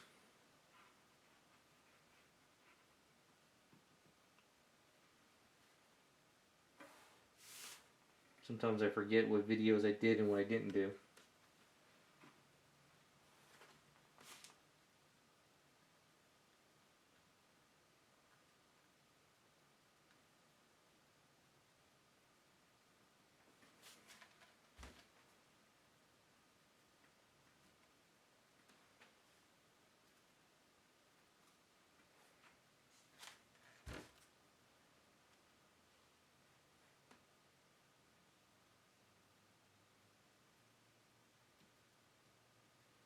Yeah, Taboo's original character Vanessa is a great sculpt. Roberto did an amazing job. I know Taboo's talking to Onage, and they got some stuff going on. I guess it's just a matter of waiting in line. But for far as I know, it's only going to be a painted run now because I think most of his fan base are not really painters. So I think is all I know for now. But I know Onage is completely backed up. So it's going to be a little bit while longer until I guess the line opens up and then we can send it out.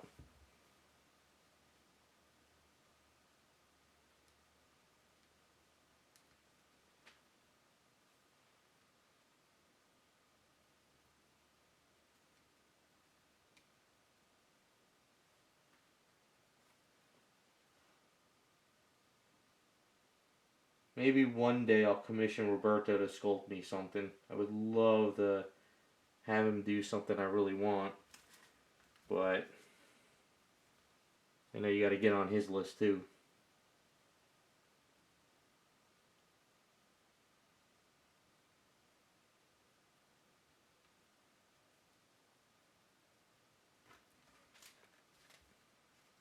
I was watching one of Taboo's live streams, and he actually picked up the 3D sculpting program, and I was just amazed on how he actually just picked it up, started messing with it, and like that, he's already like doing 3D sculpts. So they always said it, if you can draw, you can sculpt. And he can draw, and he sure in hell picked that up really fast. Like his first sculpt would have taken me years. Yeah, if I ever have Roberto sculpt me something, it would definitely probably be a Power Girl. I would have to. He's just an amazing sculptor with females. I think Roberto was a dentist too. He just picked up sculpting and ran with it. I think that's the story.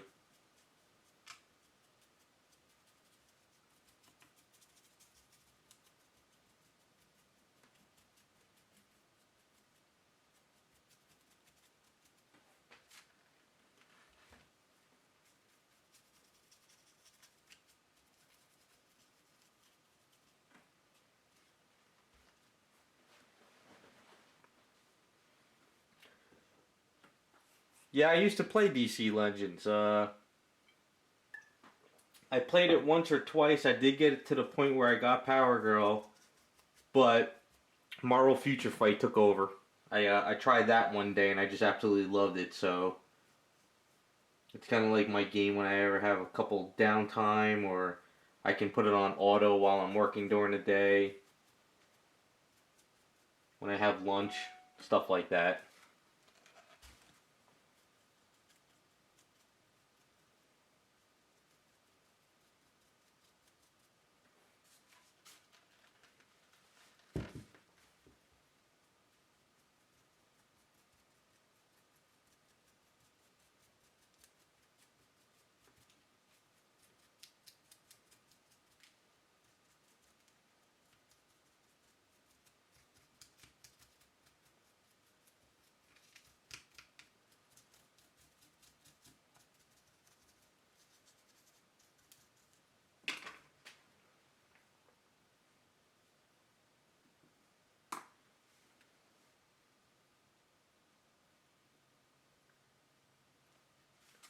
I played Street Fighter 4 nonstop, but then they completely destroyed that game and then came out with Street Fighter 5, which I didn't like.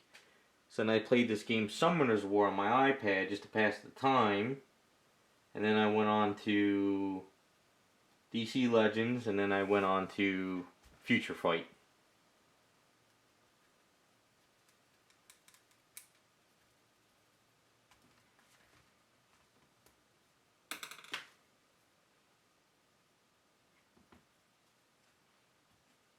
DB Legends? What's that?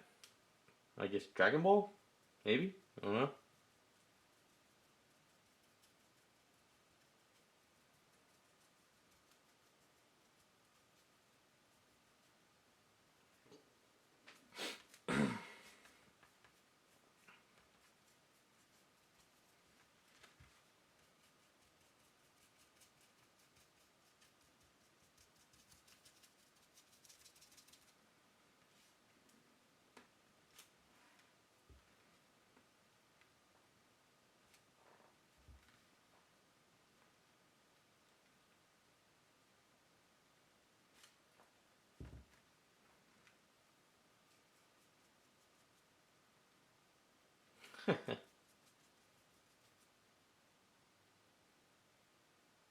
Frosta from She-Ra? I have no clue who that is. I'll have to look that up, or either that shoot me an email of it.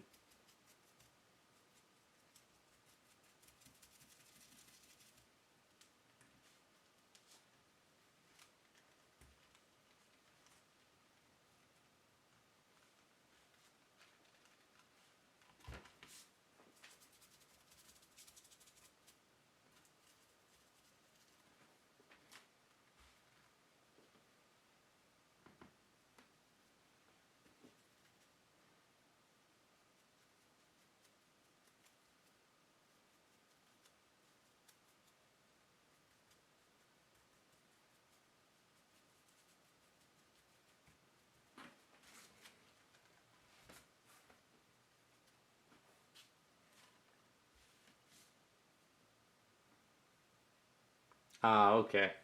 80s version. Gotcha.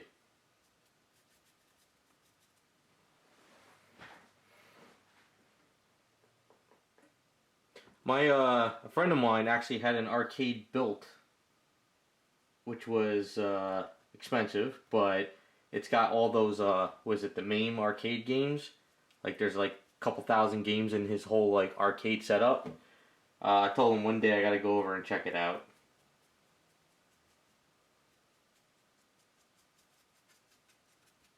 I used to have that set up on my laptop when I was a graphic designer. When I would go out to lunch in the room, I would eat lunch and then I would play Street Fighter on my laptop. I had this stick in the office and everything. I was a nut.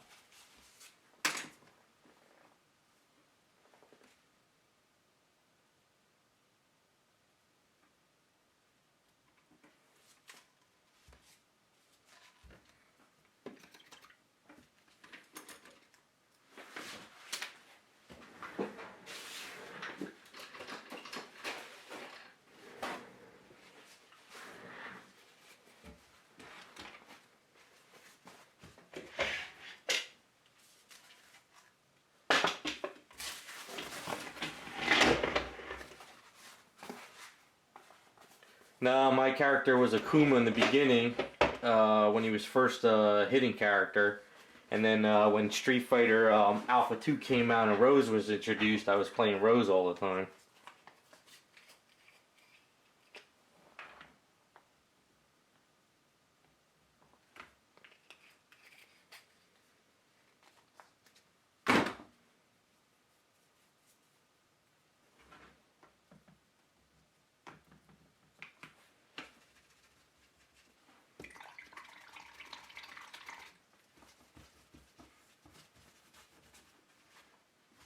I was such a Street Fighter nut that in art school, when I worked at the mall and I was washing dishes, I actually used to leave class early, catch the bus, go to the mall, hit the arcade, play Street Fighter, and then go to work.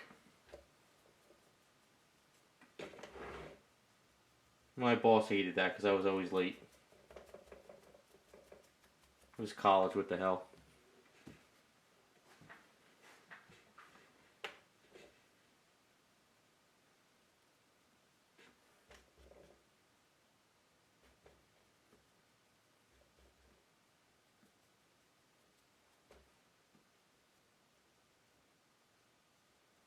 So am I showing my age that I used to go to the arcades all the time? I don't know how old you guys are.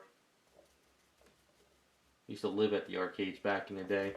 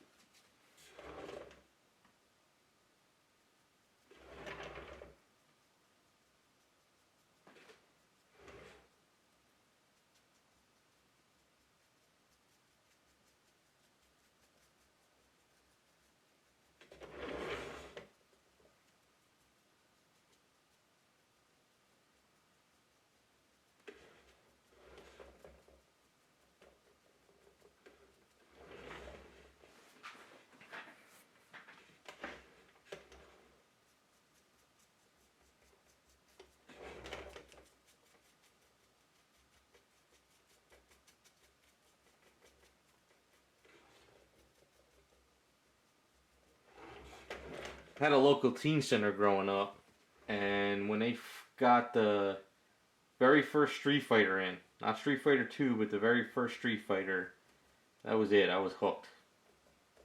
Ever since then, I played Street Fighter.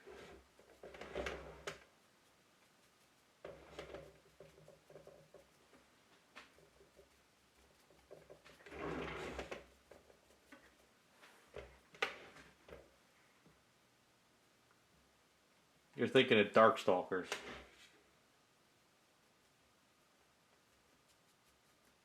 That was a Capcom game too. Still has a following. People still want it to be made.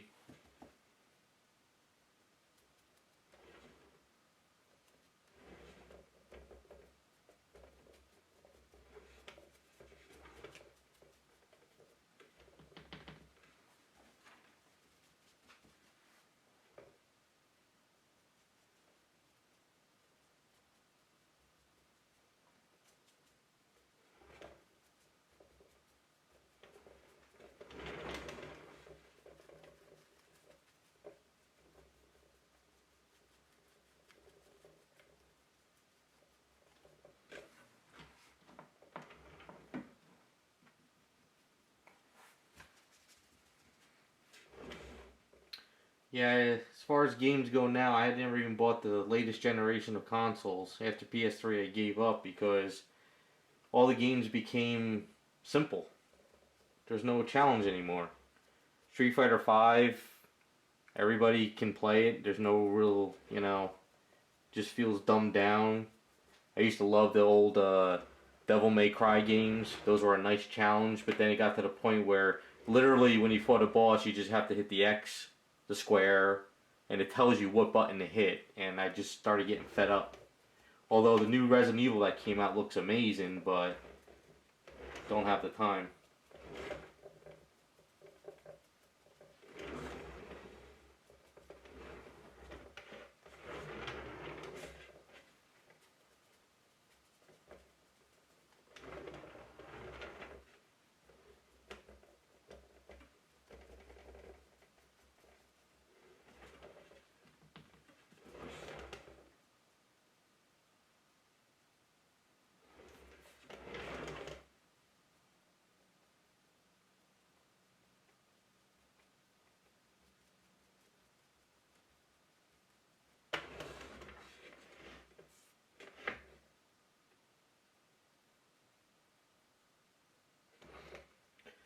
Yeah, I played I played EverQuest, then I played City of Heroes, then I played World of Warcraft, but I gave up on Warcraft because it got to the point that every time you get almost to the top of the game, they reset it and revamp everything, and it was all over again.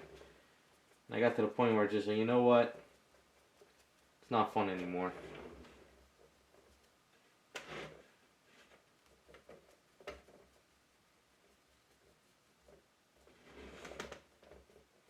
But if you guys ever heard of EverQuest or played EverQuest, now that was a challenge. You could grind for a week and maybe get like a fourth of a level. That was old school. That was insane compared to games now. You would have to get together with like 20 people in the guild just to kill a boss. And when you accomplish something, you actually accomplish something. It was crazy.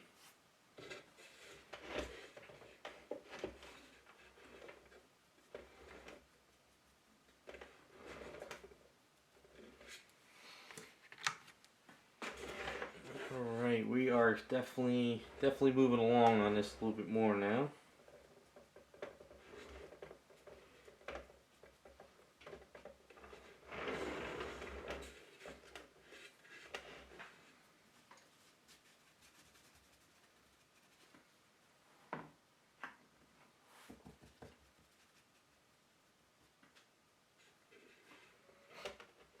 Yeah, EverQuest, you could lose a lot in that game.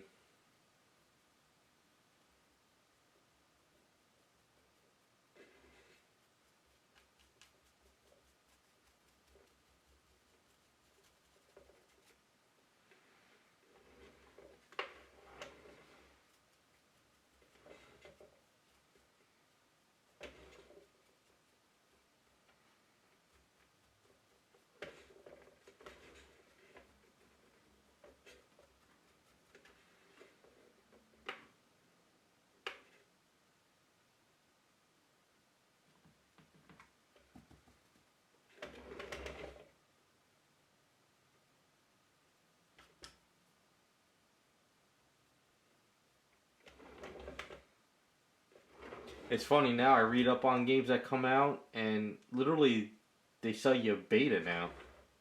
Like everything is broken. And then they update it, and then they update it, and it's gotten to the point where you don't even buy finished games anymore.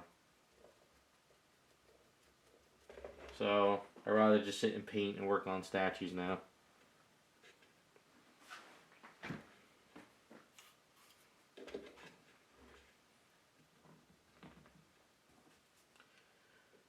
No, I would say it was comic books. Growing up, I bought comic books. I used to trace over them. I used to try and draw like them.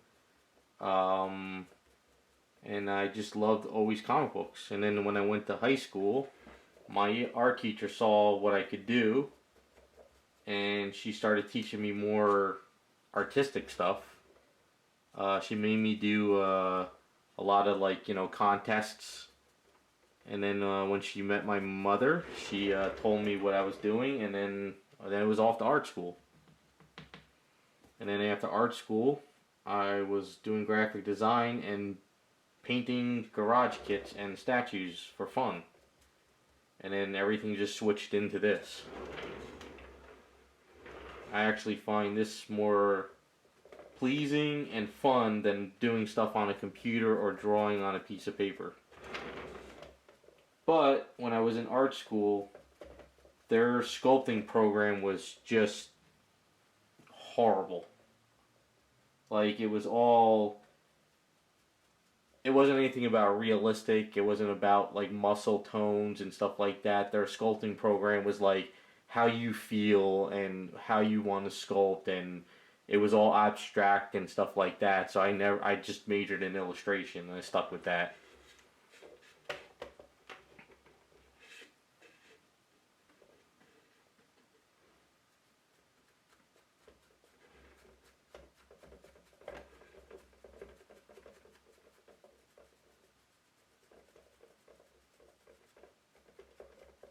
Yeah, get burnt out on games happen fast. I airbrush. Base like this is good for dry brushing and hand painting because it's rough and stuff like that. But mostly I airbrush everything. But there is still a form of paintbrush work on anything I work on.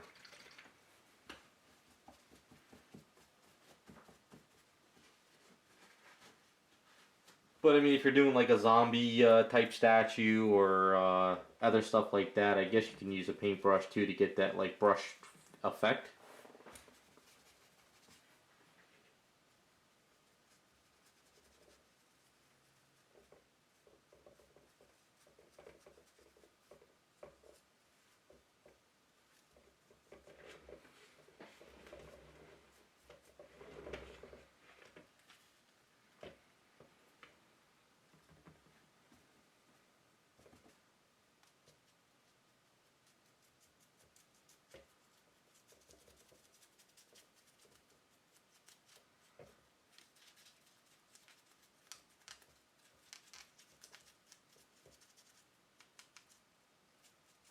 Just a base like this is tedious work.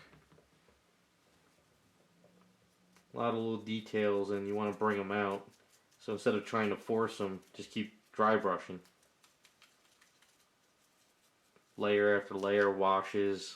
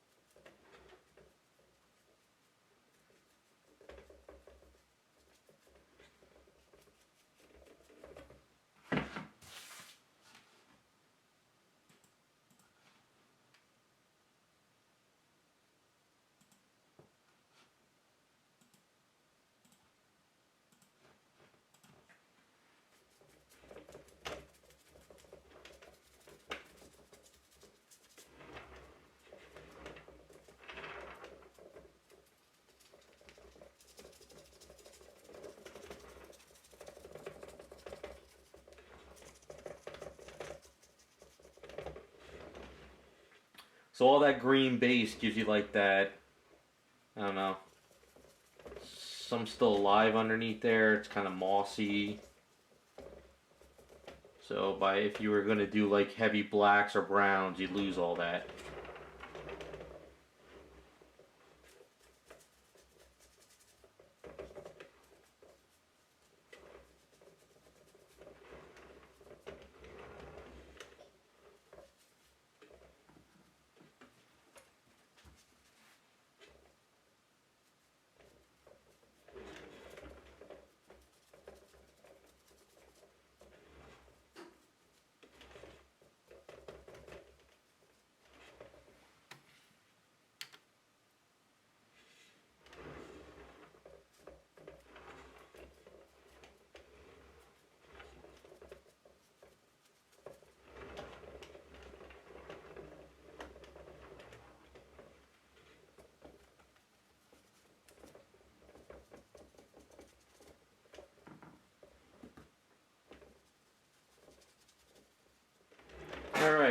think it is time to get back to the airbrush booth. So we're going to have to lower it and go back again. But like I said, this is what I do. Back and forth, back and forth. I just find it's easier to paint like this here than on the airbrush booth.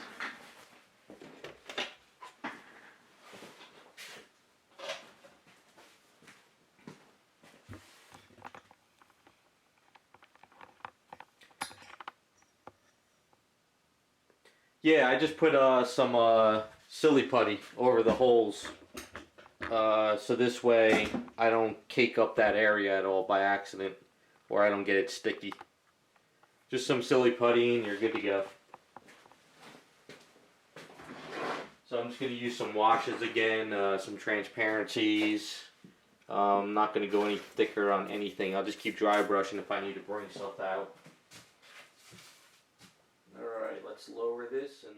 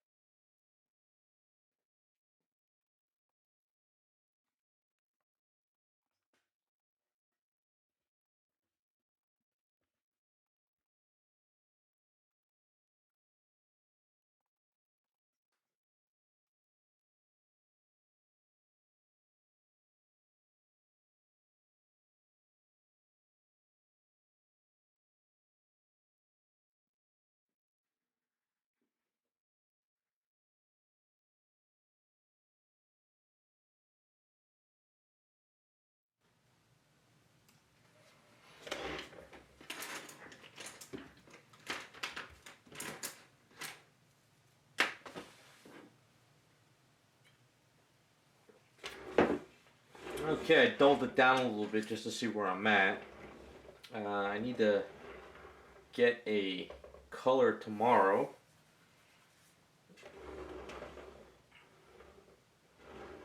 But other than that, straightforward. Pretty much getting it all cleaned up.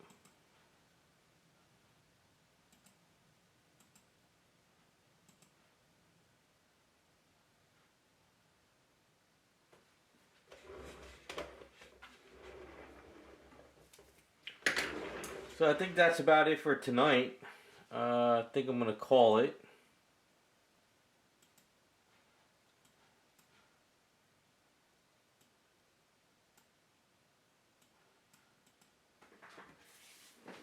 Just, I think it's something like this. I'll probably would send pictures to the client just so he can see what's going on.